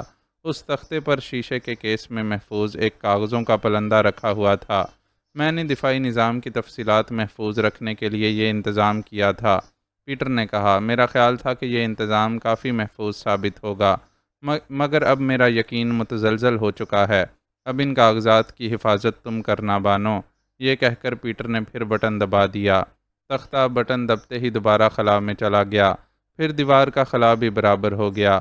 اب اس دیوار کو دیکھ کر کوئی یہ نہیں کہہ سکتا تھا کہ اس میں کوئی خلا ہے اور اس خلا میں کسی چیز کو محفوظ کیا گیا ہے۔ میں نے مارتھا کا رد عمل جاننے کے لیے اس کی طرف دیکھا۔ وہ پھٹی پھٹی سی آنکھوں سے یہ سب کچھ دیکھ رہی تھی اور مضطرب نظر آنے لگی تھی۔ پیٹر نے ایک اور بٹن دبایا، اس کے ساتھ ایک اور سائرن بجنے لگا جس کی آواز پہلے سائرن سے بھی تیز تھی۔ میرے دوست، اب تم بھی جاؤ۔ پیٹر ڈیوڈسن کی طرف مڑ کر اس سے مخاطب ہوا۔ تمہارے ساتھی اس دوسرے سائرن کی آواز سن کر لانچ میں پہنچ جائیں گے۔ 15 منٹ کے اندر اندر تم لوگ لندن کے لیے روانہ ہو جاؤ۔ پیٹر کی بات سن کر ڈیوڈسن کے چہرے پر جھجک کے آثار نمودار ہو گئے۔ وہ شاید پیٹر کو اس حالت میں چھوڑ کر نہیں جانا چاہتا تھا۔ ڈیوڈسن کے بعد پیٹر مارتھا سے مخاطب ہوا۔ ڈاکٹر، کیا میرے بچنے کی کوئی امید ہے؟ صحیح بتانا، بغیر کسی جھجک اور لاگ لپیٹ کے۔ میں ہر بات سننے کے لیے آمادہ ہوں۔ مارتھا نے مضطربانہ انداز میں میری اور رضوان کی جانب دیکھا، پھر مایوسی کے انداز میں سر ہلاتی ہوئی بولی، مجھے افسوس ہے مسٹر پیٹر کے۔ کوئی بات نہیں ڈاکٹر، پیٹر اس کی بات کاٹ کر بولا۔ میں پہلے ہی سے یہ سننے کے لیے تیار تھا۔ اب کوئی بھی سانس آخری ثابت ہو سکتا ہے، اس لیے دیر نہ کرو۔ دیکھو، سیکے اور بن یعقوب کے ساتھی جھیل تک پہنچ چکے ہیں۔ ان کے پاس آبی بندوقیں بھی ہیں، اس لیے ان میں سے چند یقیناً شارک مچھلیوں سے بچ نکلیں گے۔ ممکن ہے دیر ہو جائے۔ جاؤ ڈاکٹر، تم بھی جلدی سے لانچ تک پہنچو، اور دیکھو مسز اسمتھ کا خیال رکھنا، کہیں وہ میری محبت میں جزیرے ہی پر نہ رہ جائے۔ اس عورت نے میری بہت خدمت کی ہے، اور صرف اسی نے کیا، تم سبھی نے میری خدمت کی ہے۔ تم لوگوں کے لیے بڑے سے بڑا معاوضہ بھی کم تھا، مگر جو ہونا تھا ہو چکا ہے۔ مجھ سے جو کچھ ہو سکا ہے تمہیں ہنری سے مل جائے گا، اس سے مل لینا۔ پیٹر کی آواز لمحہ بلمحہ کمزور پڑتی جا رہی تھی۔ ڈیوڈسن نے جانے سے قبل مجھے اور رضوان کو سوالیہ نگاہ سے دیکھا۔ یہ لوگ ابھی کچھ دیر میرے پاس رہیں گے، تم ڈاکٹر کو اپنے ساتھ لے جاؤ، پیٹر نے آخری حکم دیا۔ ڈیوڈسن نے مارتھا کی طرف دیکھا۔ مارتھا شاید وہاں مزید رکنا چاہتی تھی، لیکن میری اور رضوان کی چبھتی ہوئی نظروں نے اسے جانے پر مجبور کر دیا۔ ڈیوڈسن مارتھا کو لے کر کنٹرول روم سے نکل گیا۔ کچھ دیر بعد ہی وہ دونوں ایک اسکرین پر نظر آنے لگے۔ وہ اوپر والی راہداری میں آگے بڑھ رہے تھے۔ ڈیوڈسن آگے تھا اور مارتھا پیچھے چل رہی تھی۔ راہداری کے اختتام تک مارتھا ڈیوڈسن کے پیچھے چلتی رہی۔ پھر اس نے ایک دروازے کا رخ کیا اور ڈیوڈسن راہداری سے نکل گیا۔ چند لمحوں بعد ہی ڈیوڈسن پھر راہداری میں نظر آیا اور غالباً مارتھا کو تلاش کرنے لگا۔ جب اس نے مارتھا کو پکارنا شروع کیا تو مجھے یقین ہو گیا کہ وہ مارتھا ہی کی تلاش میں تھا۔ مجھے ڈیوڈسن کی آواز واضح طور پر سنائی دے رہی تھی۔ پیٹر نے ہونٹوں پر انگلی رکھ کر مجھے اور رضوان کو خاموش رہنے کا اشارہ کیا، پھر ایک سوئچ آن کرتے ہوئے بولا، ڈیوڈسن بیوقوف نہ بنو، تم چلے جاؤ، جلدی کرو، تمہارا آخری ساتھی بھی لانچ میں سوار ہو چکا ہے، ایسا نہ ہو کہ تمہارے ساتھی تمہیں چھوڑ کر چلے جائیں۔ ڈیوڈسن نے یقیناً پیٹر کی آواز سنی ہوگی کیونکہ وہ پہلے ایک لمحے کو ٹھٹکا تھا، پھر دوڑتا ہوا راہداری سے نکل گیا۔ ایک سکرین پر وہ لانچ بھی نظر آ رہی تھی جس میں جزیرے کے باسی روانہ ہونے والے تھے۔ ہر سمت صبح کی روشنی پھیل چکی تھی اور موسم بڑا خوشگوار نظر آ رہا تھا۔ مان ڈیوڈسن کسی طرف سے بھاگتا ہوا آیا اور لانچ پر سوار ہو گیا۔ لانچ پر سوار ایک شخص نے لنگر اٹھا دیا، پھر کسی اور شخص نے گودی سے بندھی ہوئی رسی کھول دی اور پھر لانچ روانہ ہو گئی۔ خدا حافظ میرے ساتھیو، پیٹر نے حسرت بھرے لہجے میں کہا اور آنکھیں بند کر لیں۔ ایک سکرین پر بن یعقوب اور اس کے ساتھی جھیل میں تیرتے ہوئے نظر آ رہے تھے۔ دو روشن سکرین ان کی نقل و حرکت کو واضح طور پر پیش کر رہے تھے۔ ان کے جسموں پر ویسے ہی لباس تھے جیسے میں نے اور رضوان نے استعمال کیے تھے۔ میں نے انہیں گنا، ان کی تعداد 7 تھی۔ ایک سکرین سے آؤٹ ہو کر وہ دوسرے سکرین پر نظر آنے لگے۔ راہداری میں مارتھا دوبارہ نظر آئی۔ میں اس سکرین کی طرف متوجہ ہو گئی جس پر راہداری کا منظر نظر آ رہا تھا۔ مارتھا دوڑتی ہوئی راہداری کے آخری سرے تک گئی اور سکرین سے آؤٹ ہو گئی۔ اسی وقت پیٹر نے آنکھیں کھول کر سامنے موجود روشن سکرین دیکھے، پھر ایک اور سوئچ آن کر دیا۔ آخری سکرین بھی روشن ہو گیا۔ اس سکرین پر مارتھا نظر آئی جو اس گھڑے کے قریب بیٹھی ہوئی تھی جس کے ذریعے میں اور رضوان راہداری تک پہنچے تھے۔ مارتھا کو میں نے جان بوجھ کر پچھلی دیوار کا خلا دکھایا تھا۔ پیٹر مجھ سے مخاطب ہوا، ممکن ہے کہ بن یعقوب کے یہاں پہنچنے سے پہلے میں دم توڑ دوں، پھر یہ سب کچھ جوں کا توں رہ جائے اور بن یعقوب سیکے کی مدد سے شاید اس نظام کی نقل تیار کر لے جو جزیرے پر قائم ہے۔ اس کے لیے کاغذات قطعی ضروری نہیں ہیں۔ کاغذات اس سلسلے میں مددگار ضرور ثابت ہوں گے، مگر ماڈل کی موجودگی میں ان کی کوئی خاص اہمیت نہیں ہے۔ کیا اس ماڈل کو تباہ کرنے کی ضرورت نہیں ہے؟ میں نے سوال کیا۔ کیوں نہیں؟ پیٹر نے جواب دیا، میں نے مارتھا کے ذریعے اس کی تباہی کا تو بندوبست کیا ہے۔ چند لمحے توقف کے بعد وہ پھر بولا، اگر کاغذات کے پلندے کو اس کی جگہ سے اٹھا لیا جائے تو ایک برگلر الارم عمل میں آ جائے گا۔ یہ کنٹرول روم آہنی دیواروں سے بنا ہوا ہے اور ایسی مضبوط دیواروں سے بنا ہوا ہے کہ کافی قوت کے بم بھی ان دیواروں کو نہ اڑا سکیں گے۔ الارم کے آن ہوتے ہی کنٹرول روم کا آہنی دروازہ بند ہو جائے گا۔ اس میں محض چند لمحے لگیں گے۔ کاغذات چرانے والے کو یہاں سے نکلنے کا موقع نہیں مل سکے گا۔ اس کے بعد یہ آہنی دروازہ کسی صورت نہیں کھل سکے گا۔ یہ کنٹرول روم کاغذات حاصل کرنے والے کا مقبرہ ہی ثابت ہوگا، لیکن ماڈل تو اس کے باوجود محفوظ ہی رہے گا۔ اگر بن یعقوب مارا بھی گیا تو کوئی اور اس کی جگہ لے لے گا جس سے چارلس کیلی سودا کر لے گا۔ میں نے تشویش آمیز لہجے میں کہا۔ نہیں، پیٹر نے جواب دیا، الارم کے ساتھ ہی کمپیوٹر کاؤنٹ ڈاؤن شروع کر دے گا۔ 15 منٹ کے بعد ہی کمپیوٹر کی گنتی شروع ہو جائے گی اور اس کا تخریبی عمل شروع ہو جائے گا۔ اس کے فوراً بعد ہی جزیرے پر جتنا گولہ بارود موجود ہے اڑ جائے گا کیونکہ وہ ایک زنجیری صورت میں ہے۔ آخری دھماکہ جھیل کی تہہ کو لے بیٹھے گا جس کی راہ سے جھیل میں سمندری پانی بھرنے لگے گا۔ فوراً تو شاید نہیں، مگر آہستہ آہستہ پورا اٹالٹو سمندر کی تہہ میں بیٹھ جائے گا۔ اگر کاغذات حاصل کرنے کی کوشش نہ کی گئی تو، میں نے فوراً سوال کیا، تو پھر سب کچھ یوں ہی رہ جائے گا۔ پیٹر نے کہا، مجھ میں اتنی ہمت نہیں کہ میں اٹھ کر الارم آن کر سکوں۔ یہ کہہ کر پیٹر نے مجھے غور سے دیکھا، پھر بولا، مگر تم یقین کرو، مارتھا یہاں اسی لیے رکی ہے کہ بن یعقوب کو ان کاغذات کے بارے میں بتا سکے۔ مجھے یقین ہے کہ وہ بیوقوف کاغذات کی اہمیت کے بارے میں جان کر انہیں حاصل کرنے کے لیے بے چین ہو جائیں گے اور کچھ نہیں سوچیں گے۔ پیٹر بن یعقوب کو بیوقوف کہہ رہا تھا، شاید اس کا سبب یہ رہا ہو کہ وہ بن یعقوب سے واقف نہیں تھا، لیکن میں اس سے اچھی طرح واقف تھی، اس لیے اسے بیوقوف ماننے کے لیے تیار نہیں تھی۔ یہ درست تھا کہ ان حالات میں اگر بن یعقوب کی جگہ میں بھی ہوتی تو شاید کامیابی کے نشے میں احتیاط کو بالائے طاق رکھ کر کاغذات حاصل کرنے کی غلطی کرتی، مگر یہ بھی تو ممکن تھا کہ بن یعقوب مجھ سے بھی زیادہ ذہین ثابت ہوتا اور ایسی غلطی کا مرتکب نہ ہوتا۔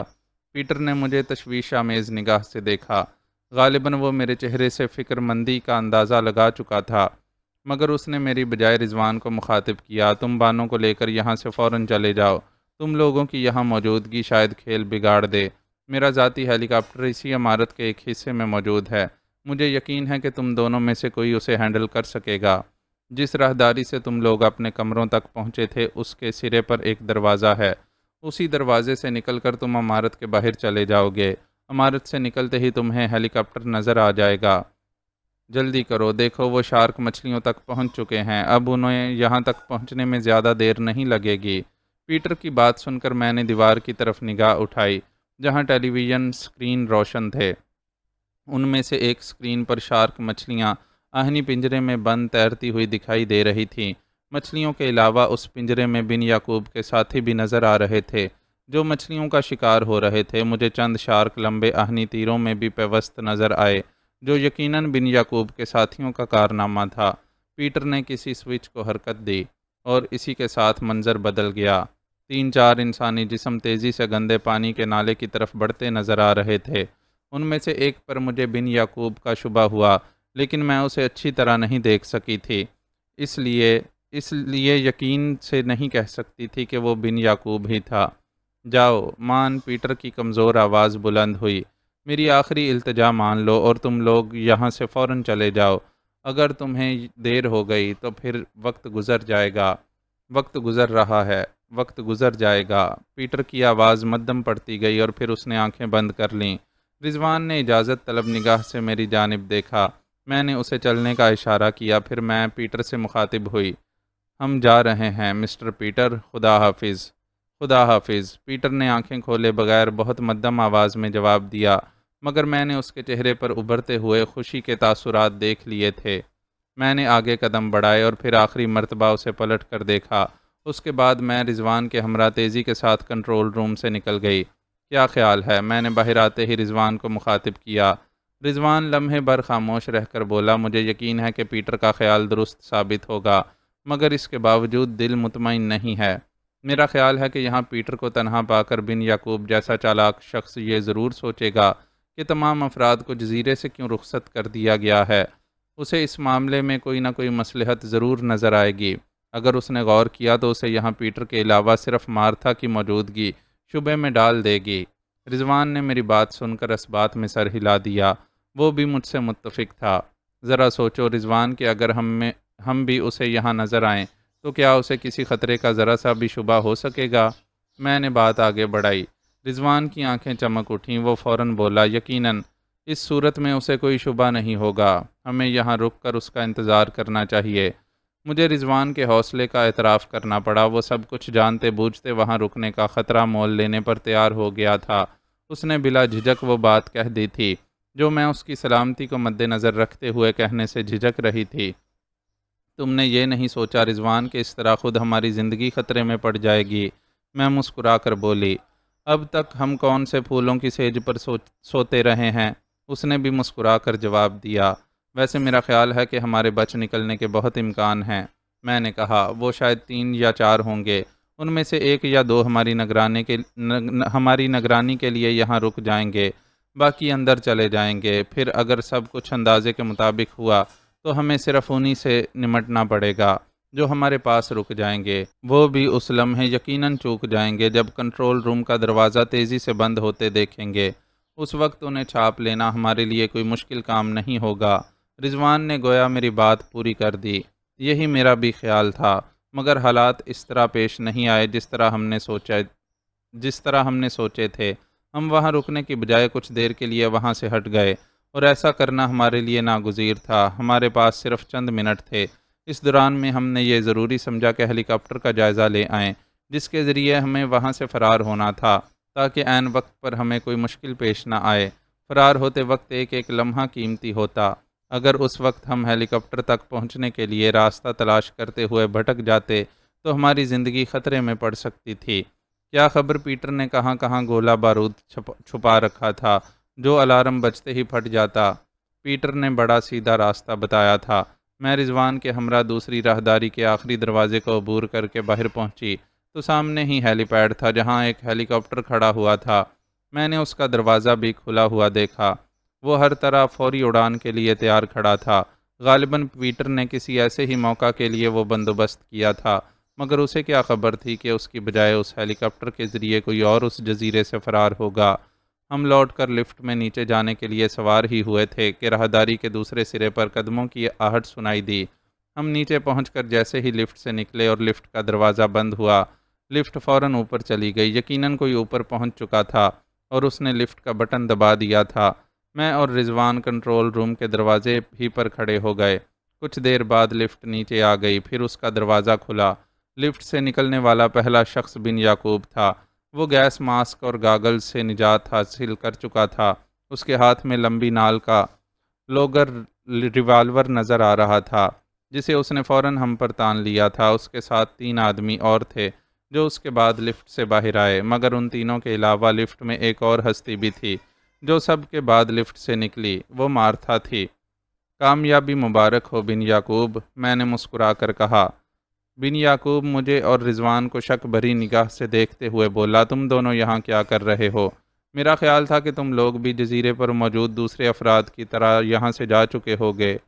بن یعقوب، میں یہاں تم سے پہلے آئی ضرور تھی، لیکن یہ ضروری نہیں تھا کہ تم سے پہلے چلی بھی جاتی۔ وہ لوگ تو تم سے خوف زدہ تھے، اس لیے اپنی جانیں بچا کر فرار ہو گئے، مگر مجھے تم سے خوف زدہ ہونے کی ضرورت نہیں تھی۔ میں تو تمہارے ساتھ ہی واپسی کے بارے میں سوچ کر یہاں رکی تھی، میں نے پرسکون لہجے میں کہا۔ تمہارے اور میرے درمیان تو کوئی دشمنی نہیں، بلکہ میں تو تمہارے کام ہی آئی ہوں۔ تمہیں بہرحال یہ بات فراموش نہیں کرنی چاہیے کہ میں نے یہاں تک پہنچ کر تمہارے لیے راہ استوار کی ہے۔ میری بات میں خاصا وزن تھا۔ میں نے اپنی اور رضوان کی وہاں موجودگی کا مناسب سبب بیان کیا تھا، جس کے بعد بن یعقوب کو میری طرف سے مطمئن ہو جانا چاہیے تھا، مگر وہ بن یعقوب تھا، چالاک ترین اسرائیلی۔ بھلا وہ کس طرح آسانی کے ساتھ میرے جھانسے میں آ جاتا؟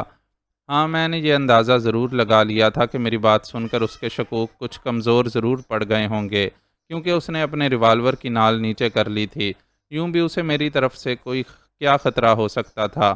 ہم اس کے سامنے نہتے کھڑے تھے۔ اس نے میری بات کا کوئی جواب دیے بغیر مجھے اور رضوان کو کنٹرول روم میں چلنے کا اشارہ کیا۔ کنٹرول روم میں اس کے ساتھ جانا انتہائی خطرناک تھا۔ میں نے موقع کی نزاکت کو ملحوظ رکھتے ہوئے بہت پرسکون لہجے میں کہا، وہاں میرے لیے کوئی نئی چیز نہیں ہے۔ میں تمہارے ساتھ اندر جا کر کیا کروں گی؟ اندر جو کچھ ہے اس کے بارے میں تمہیں ڈاکٹر مارتھا بھی سب کچھ بتا سکتی ہے۔ مجھے یقین ہے کہ رضوان کا دل بھی اس وقت میری طرح تیزی سے دھڑک رہا ہوگا، کیونکہ اگلے چند لمحے فیصلہ کن ثابت ہونے والے تھے۔ میں اور رضوان دونوں ہی بن یعقوب کے انجام سے واقف تھے، پھر بھلا کس طرح اس کے ساتھ اندر جانے پر راضی ہو سکتے تھے؟ بن یعقوب نے چند لمحے خاموش رہ کر غالباً میری بات پر غور کیا، پھر فیصلہ کن لہجے میں بولا، میں تمہیں اپنی نظر کے سامنے رکھنا مناسب سمجھتا ہوں۔ تمہیں میرے ساتھ اندر چلنا پڑے گا۔ اس میں حرج بھی کیا ہے بانو؟ رضوان نے ہنس کر کہا۔ باہر رکنے پر مزید اصرار بن یعقوب کو شک میں ڈال سکتا تھا، اس لیے مجھے مجبوراً قدم بڑھانے پڑے۔ رضوان میرے ساتھ تھا۔ پہلے بن یعقوب اور اس کے ساتھی کنٹرول روم میں داخل ہوئے، اور آخر میں رضوان اور میں۔ مارتھا بھی بن یعقوب کے ساتھ آگے آگے تھی۔ میں نے کنٹرول روم میں داخل ہو کر ایک بار پھر پیٹر کو دیکھا، مگر اب وہ قید حیات سے آزاد ہو چکا تھا۔ اس کا سر سینے پر ڈھلکا ہوا تھا۔ مارتھا دوڑ کر پیٹر کے قریب پہنچ گئی۔ اس نے جلدی سے پیٹر کی نبض دیکھی اور اس کی موت کا اعلان کر دیا۔ میں اور رضوان دانستہ دروازے سے زیادہ دور نہیں گئے تھے۔ میں نے بن یعقوب کو اپنے ساتھیوں سے کچھ کہتے دیکھا۔ ان میں سے ایک پلٹ کر ہمارے پیچھے آ کھڑا ہوا۔ بن یعقوب بھی اب پیٹر کے قریب پہنچ چکا تھا۔ اس نے پیٹر کو ہلا جلا کر دیکھا اور بلند آواز میں کہا، یہ تو واقعی مر گیا۔ مر گیا تو کیا ہوا؟ مارتھا جلدی سے بولی۔ میں نے دیکھ لیا تھا کہ کس سوئچ کے آن کرنے سے وہ کاغذات دیوار کے خلا سے نکلتے ہیں، اور مارتھا میں چیخ پڑی، تمہیں غداری کی سزا ضرور ملے گی۔ میں نے دانت پیستے ہوئے جو کچھ کہا تھا وہ چاہتی بھی تھی، اور مجھے یقین تھا کہ ایسا ہوگا بھی۔ یہ سزا کون دے گا بانو؟ بن یعقوب نے پلٹ کر مجھ سے پوچھا۔ میں خاموش رہی۔ بن یعقوب مجھے بڑے غور سے دیکھ رہا تھا۔ چند لمحے وہ اپنی جگہ کھڑا ہوا مجھے دیکھتا رہا، پھر اس کے قدم میری طرف بڑھنے لگے۔ میرا دل تیزی سے دھڑکنے لگا کہ کہیں وہ کسی شک میں نہ پڑ جائے، مگر اس کے تیور بتا رہے تھے کہ اس کے شکوک ایک بار پھر تازہ ہو گئے ہیں۔ دال میں کچھ کالا ضرور ہے، وہ میرے قریب آ کر زیر لب بولا۔ میں اس کی بات سن کر مسکرا پڑی، پھر بولی، جہاں کالا ہوتا ہے وہاں سفید کا ہونا بھی لازمی ہے، کیونکہ دونوں چولی دامن کے ساتھی ہیں۔ میں نے محسوس کیا کہ بن یعقوب میری بے معنی بات میں کوئی معنی تلاش کر رہا تھا۔ اس کے چہرے سے کچھ ایسا ہی پتہ چل رہا تھا۔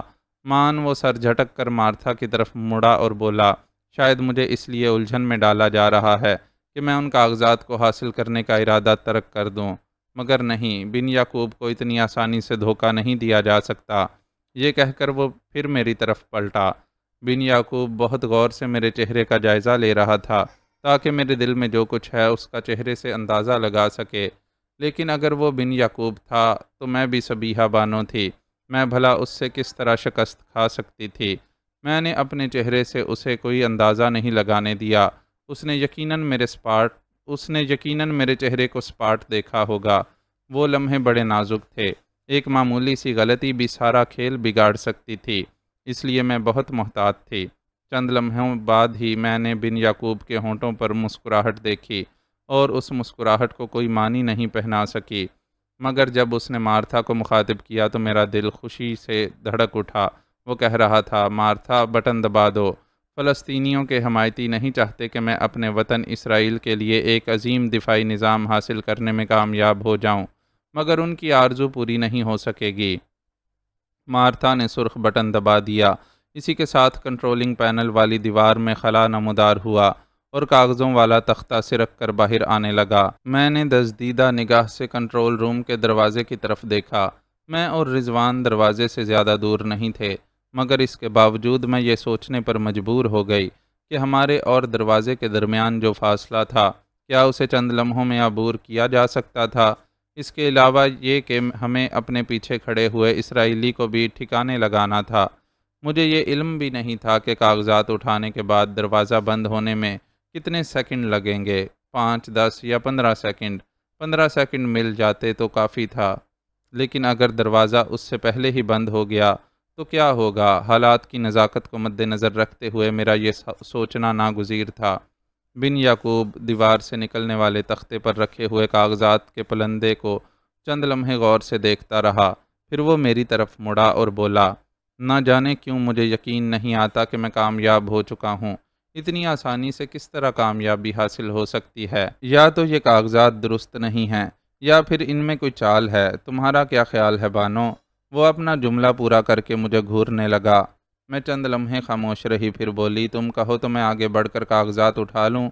میں نے شاید کہیں پڑھا تھا کہ ایک مقدس جوتے کو جو بھی اٹھانا چاہتا تھا اس کا بڑا ہوا ہاتھ کٹ جاتا تھا۔ ممکن ہے کہ یہاں بھی یہی معاملہ ہو۔ میرے لہجے میں شوخی تھی، دراصل میں اس طرح اسے یہ احساس دلانا چاہتی تھی کہ وہ بزدلی کا ثبوت دے رہا ہے۔ میرا انداز تمسخرانہ تھا۔ بن یعقوب کے چہرے سے سنجیدگی کا اظہار ہو رہا تھا، مگر میری توقع کے خلاف اسے غصہ نہیں آیا تھا۔ وہ غالباً اپنے جذبات پر قابو پانا جانتا تھا۔ وہ چند لمحے مجھے گھورتا رہا، پھر اس نے رضوان کے چہرے پر نظر جما دی۔ میں مسکرا رہی تھی۔ رضوان کے چہرے پر ایسے تاثرات تھے جیسے وہاں پیش آنے والے واقعات سے اسے کوئی دلچسپی نہیں تھی۔ اس کے چہرے سے بیزاری کا اظہار ہو رہا تھا۔ بن یعقوب یقیناً الجھن کا شکار ہو گیا تھا۔ میں اسے سوچنے کا موقع نہیں دینا چاہتی تھی، اس لیے فوراً میں نے اپنی جگہ سے حرکت کی اور اس کے بولنے کا انتظار کیے بغیر آگے بڑھی۔ میرے اور بن یعقوب کے درمیان ایک نفسیاتی جنگ ہو رہی تھی جسے بہرحال میں جیتنا چاہتی تھی۔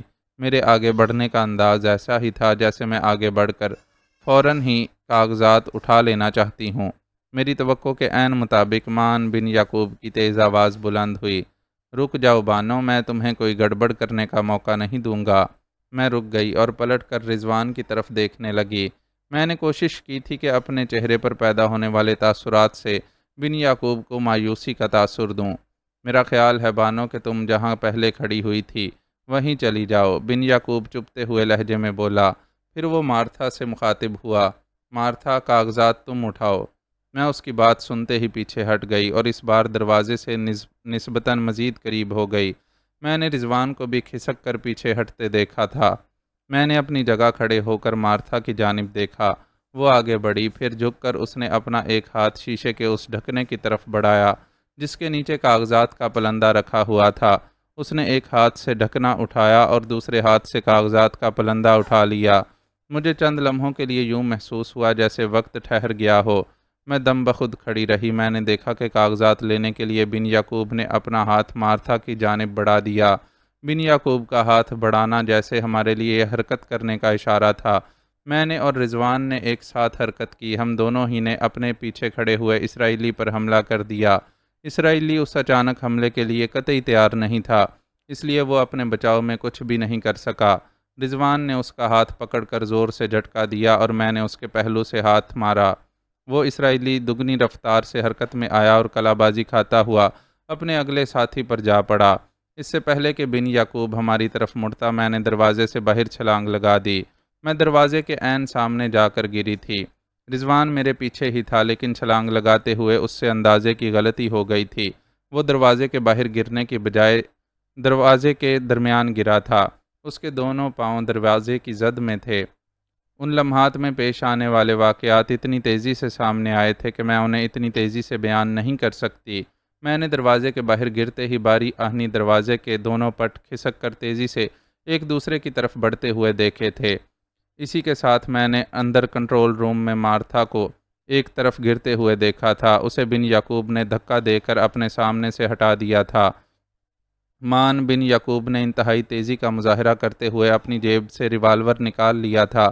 میں نے ریوالور کی نال اپنی جانب اٹھتے دیکھی تھی۔ رضوان دروازے کے درمیان پڑا ہوا خوف زدہ آنکھوں سے میری جانب تک رہا تھا اور کسی بھی لمحے آہنی پٹوں کے درمیان پسنے والا تھا۔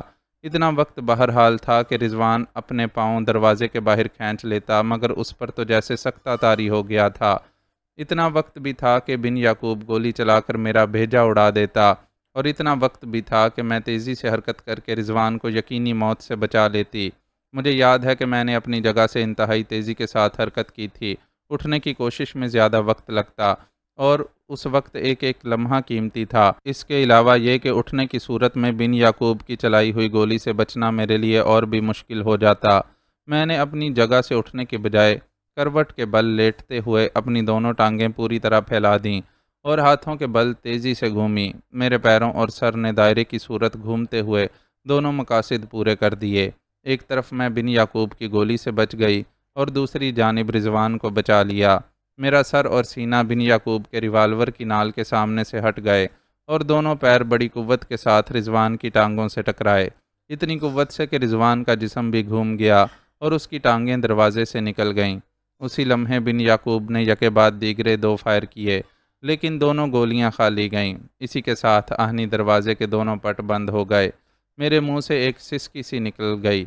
مجھے اپنی ایک ہتھیلی میں آگ سی بھری محسوس ہوئی تھی۔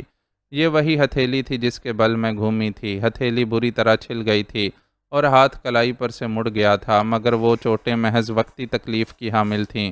چند لمحے میں اور رضوان بے حس و حرکت زمین پر پڑے رہے۔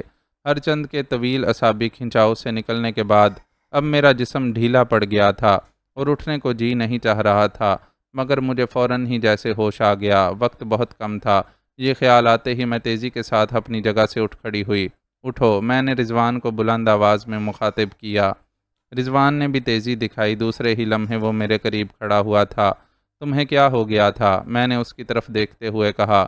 مجھے اس بات کا احساس کچھ دیر بعد ہوا کہ چھلانگ لگاتے ہوئے مجھ سے غلطی ہو چکی ہے اور میں دروازے کے باہر نہیں گرا۔ میں نے محسوس کر لیا تھا کہ میرے پاؤں دروازے کی زد میں ہیں۔ چند لمحے میں یہ طے نہیں کر سکا کہ مجھے کیا کرنا چاہیے۔ آپ کا جسم اگر میرے جسم سے نہ بھی ٹکراتا تو میں وقت پر اپنی ٹانگیں دروازے کے باہر کھینچ لیتا۔ بس ذرا سے گھسٹنے کی تو بات تھی۔ ویسے آپ مجھ سے تیز نکلیں، رضوان نے جواب دیا۔ رضوان ناشکرا بہرحال نہیں تھا۔ مجھے یقین تھا کہ اس نے غلط نہیں کہا تھا، وہ خود ہی اپنا بچاؤ کر سکتا تھا، مگر میں نے کوئی خطرہ مول لینا مناسب نہیں سمجھا تھا۔ میری تیزی سے اسے کچھ تو فائدہ پہنچنا ہی چاہیے تھا۔ اچھا چلو اب اوپر چلیں، وقت کم ہے اور ہمیں یہاں تباہی و بربادی پھیلنے سے پہلے ہی ہیلی کاپٹر تک پہنچنا ہے۔ میں نے تیزی سے قدم آگے بڑھائے۔ رضوان نے میری تقلید کی۔ کچھ دیر بعد ہی ہم لفٹ میں بیٹھ کر اوپر پہنچ گئے۔ جب میں اور رضوان لفٹ سے نکل کر وہ راہداری عبور کرنے کے بعد دوسری راہداری کی طرف بڑھ رہے تھے تو مان فضا میں بن یعقوب کی آواز گونجی۔ ٹھہریے بانو، اس کے لہجے میں تیزی تھی۔ یہ دروازہ ہم سے نہیں کھل رہا، شاید یہ اندر کی بجائے باہر سے کھلتا ہے۔ آپ دروازہ کھول دیں تاکہ ہم باہر آ سکیں۔ میں اور رضوان رک گئے۔ بن یعقوب یقیناً مجھے اور رضوان کو ٹیلی ویژن اسکرین پر دیکھ رہا تھا اور وہ ہماری آواز بھی سن سکتا تھا۔ افسوس بن یعقوب کہ میں تمہاری کوئی مدد نہیں کر سکتی، میں نے دھیمے لہجے میں کہا۔ ویسے مجھے افسوس ضرور ہے کہ تمہارے ساتھ ایک حسین جسم بھی موت کی نیند سو جائے گا۔ میرا اشارہ مارتھا کی طرف تھا۔ مگر بے وفاؤں کی یہی سزا ہے۔ بن یعقوب غالباً میرا اشارہ سمجھ گیا تھا۔ میں نے اس کی مدھم سی آواز سنی۔ وہ شاید مارتھا سے مخاطب تھا اور اس سے کہہ رہا تھا کہ وہ مجھ سے دروازہ کھولنے کی التجا کرے۔ میرا خیال درست ثابت ہوا، کیونکہ دوسرے ہی لمحے مارتھا کی آواز سنائی دی، گھبرائی ہوئی خوف زدہ سی آواز۔ وہ کہہ رہی تھی، بانو، بانو پلیز، آپ کو ان لمحوں کا واسطہ جو آپ نے اور میں نے ایک ساتھ گزارے ہیں، پلیز دروازہ کھول دیجئے پلیز۔ مارتھا کا انداز رو دینے والا تھا۔ میں اس کی آواز سن کر ہنس پڑی اور اس کی بات کا کوئی جواب دینے کے بجائے میں نے بن یعقوب کو مخاطب کیا۔ تم سے اور تمہاری قوم سے میں اچھی طرح واقف ہوں بن یعقوب۔ تم لوگ اپنا مقصد پورا کرنے کے لیے ہمیشہ اپنی عورتوں ہی کو استعمال کرتے آئے ہو۔ تم اس بغیرت قوم کے فرد ہو جو اپنے ناپاک مقاصد پورے کرنے کے لیے اپنی بہنوں اور بیٹیوں کو بھی دوسروں کی آغوش میں دھکیل دیتی ہے۔ مارتھا تو خیر تمہاری ہم قوم بھی نہیں، تمہاری بہن یا بیٹی بھی نہیں، بھلا اسے چارہ بناتے ہوئے تمہیں کیا شرم آ سکتی ہے؟ تم بانو، مان یعقوب چیخ پڑا اور پھر شاید اسے فوراً ہی اپنی غلطی کا احساس ہو گیا۔ پلیز بانو، اس کا لہجہ ایک دم بدل گیا، یہ ان باتوں کا وقت نہیں، تم دروازہ کھول دو، میں تمہارا یہ احسان زندگی بھر یاد رکھوں گا۔ میں کچھ بھی نہیں کر سکتی بن یعقوب، یہ جال پیٹر نے تمہارے لیے بچھایا تھا جس میں تم پھنس چکے ہو کسی چوہے کی طرح۔ کنٹرول روم آہنی دیواروں سے بنا ہوا ہے، اس کا دروازہ اب ہمیشہ کے لیے بند ہو چکا ہے۔ کچھ دیر بعد ہی جزیرے پر موجود گولہ بارود کے ذخائر بھی یکے بعد دیگرے پھٹ پڑیں گے۔ اٹال 2 کی تباہی مقدر ہو چکی ہے، جسے اب کسی طرح نہیں روکا جا سکتا۔ میں نے اسے بتایا، پلیز بانو، ہمارے لیے کچھ کرو، کوئی نہ کوئی راستہ ضرور ہوگا، ہمیں موت کے منہ میں چھوڑ کر نہ جاؤ۔ بن یعقوب کبھی آہنی اعصاب کا مالک ضرور رہا ہوگا، مگر اس وقت اس کی آواز خوف سے لرز رہی تھی۔ پیٹر نے مجھے اپنی موت سے پہلے جو کچھ بتایا تھا وہ میں تمہیں بتا چکی ہوں بن یعقوب۔ اس نے جو کچھ کہا تھا جھوٹ نہیں ہو سکتا، اس لیے کوئی بھی کوشش بے سود ہی ثابت ہوگی۔ یہ تمہارا آخری وقت ہے بن یعقوب، تم اپنے پیدا کرنے والے کو یاد کرو اور بہادر لوگوں کی طرح موت کو گلے لگا لو۔ خدا کے لیے ہمیں بچا لو بانو، بچا لو۔ مارتھا اور دوسرے اسرائیلیوں کی آوازیں سنائی دیں، مگر ان میں اب بن یعقوب کی آواز شامل نہیں تھی۔ اسی وقت رضوان نے میرا ہاتھ پکڑا اور بڑھنے کا اشارہ کیا۔ اب وہاں مزید وقت ضائع کرنا بے سود بھی تھا اور خطرناک بھی۔ میں رضوان کے اشارے پر آگے بڑھنے لگی۔ میں اور رضوان دوسری راہداری میں داخل ہو گئے۔ کچھ دیر بعد ہی ہم اس راہداری کے سرے پر بنے ہوئے دروازے تک پہنچ گئے۔ دروازہ کھلا ہوا تھا، ہم دروازے سے گزر کر عمارت سے باہر پہنچ گئے۔ کچھ فاصلے ہی پر مجھے ہیلی کاپٹر کھڑا نظر آ رہا تھا۔ چند منٹ بعد ہی میں ہیلی کاپٹر کا کنٹرول سنبھالے اسے بلندی کی طرف لے جا رہی تھی۔ تقریباً 500 فٹ کی بلندی پر پہنچ کر میں نے ہیلی کاپٹر کو زمین کی متوازی پرواز پر ڈال دیا۔ ابھی ہیلی کاپٹر جزیرے کی حدود سے نہیں نکلا تھا کہ میں نے پہلا دھماکہ سنا۔ اس کے بعد مسلسل دھماکے ہونے لگے۔ دھماکوں کی شدت اتنی نہیں تھی جتنی میں امید کر رہی تھی، مگر ایسا سوچنا میری غلطی ہی تھی۔ میں نے سوچا تھا کہ جزیرے پر بے حساب گولہ بارود ہوگا، لیکن کمپیوٹر کی موجودگی میں ایسی بات سوچنا حماقت امیز غلطی تھی۔ دھماکوں کا مقصد دفاعی نظام کی تباہی تھا، شاید اسی لیے ان کی شدت ضرورت کے عین مطابق تھی، مگر آخری دھماکہ ضرور اتنا شدید تھا کہ میلوں دور ساؤتھ ہنڈ میں بھی سنا گیا ہوگا۔ یہ اور بات ہے کہ زیادہ تر افراد نے اسے نیوی کی مشقوں سے متعلق سمجھا ہو، جو کرب و جوار میں اکثر ہوتی رہتی تھیں۔ یا تو ان دھماکوں پر لوگوں نے زیادہ توجہ نہیں دی، یا پھر اس سلسلے میں حکومت نے اپنے اثر و رسوخ استعمال کیے ہوں گے، کیونکہ اٹال 2 کی تباہی اور چند دن بعد اس کے زیر آب بیٹھ جانے کے بارے میں مقامی اخبارات نے ایک غیر اہم سی خبر شائع کی تھی، بغیر کسی سرخی کے۔ وہ ایک چھوٹی سی خبر تھی جس میں ایک نامعلوم جزیرے کے پراسرار طور پر سمندر کی تہہ میں بیٹھ جانے کی اطلاع دی گئی تھی۔ کچھ دن بعد ہی ایک اسرائیلی اخبار نے بن یعقوب کی موت کو ایک قومی حادثہ قرار دیا تھا، جو اسرائیل کے لیے ایک گمنام مہم سر کرتے ہوئے مارا گیا تھا۔ مگر یہ سب بعد کی باتیں تھیں جو میں نے محض اپنی دلچسپی کی خاطر معلوم کی تھیں۔ اس وقت جب اٹال 2 پر دھماکے سنائی دیے تھے، میری جذباتی کیفیت عجیب سی تھی۔ اٹال 2 پر پیش آنے والے واقعات مجھے کسی خواب کی طرح محسوس ہو رہے تھے، جن کا تاثر ملا جلا سا تھا۔ پیٹر کی موت پر مجھے دکھ تھا، مگر اسی دکھ کے ساتھ اسرائیلی منصوبے کی ناکامی پر انتہائی خوشی بھی تھی۔ معزز ناظرین و سامعین، لائک، کمنٹس اور شیئر ضرور کریں۔ شکریہ۔